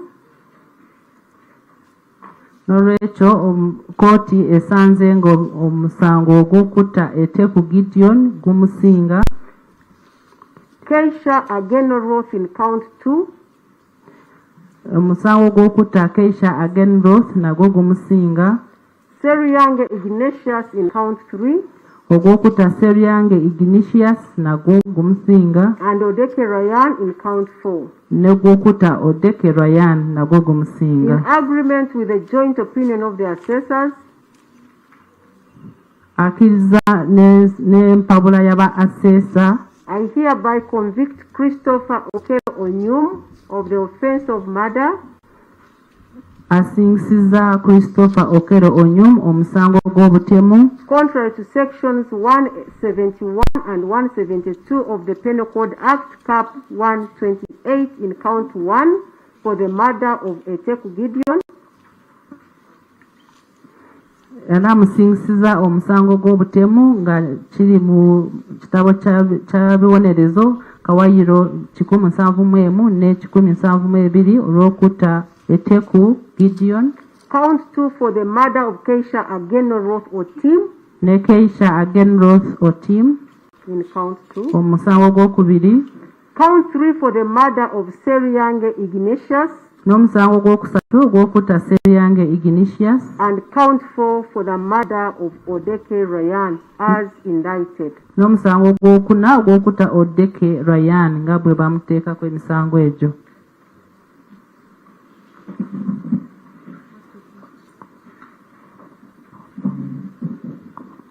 Could we take a break?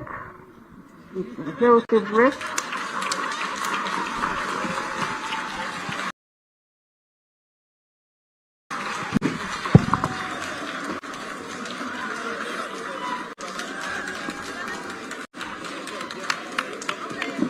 Let's come back at 3 for the sentencing hearing. 3 o'clock sentencing hearing. Komawo ku ssaawa 9 okw'ekibonerezo.